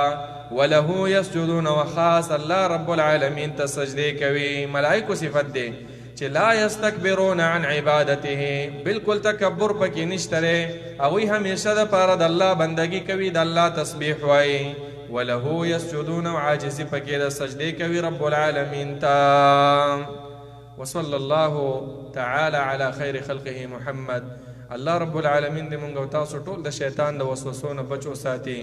او رب العالمین دې مونږ او تاسو هغه بندگانو کې راولي چې لیلة القدر دا شپې راګیره کړې وي، او د لیلة القدر چې کوم ثواب دی رب العالمین دې مونږ ته را نصیب کړي. او رب العالمین په مسلمانانو چې څومره مزیتې ظلمونه دي، الٰه العالمین ته مدد وکړي. یا الله څومره مشکلات دي د مسلمانانو، بیماران دي، الله ته مشکلات حل کړي، بیمارانو له شفا ورکړي. الله زمونږ مینه د قرآن سره، د دین سره، د اسلام سره، د پیغمبر سره زیاته کړي رب العالمین، او زمونږ ایمان په آخرت باندې مضبوط کړي. آمین یا رب العالمین. وصلی الله تعالی على خير خلقه محمد وعلى آله وصحبه أجمعين.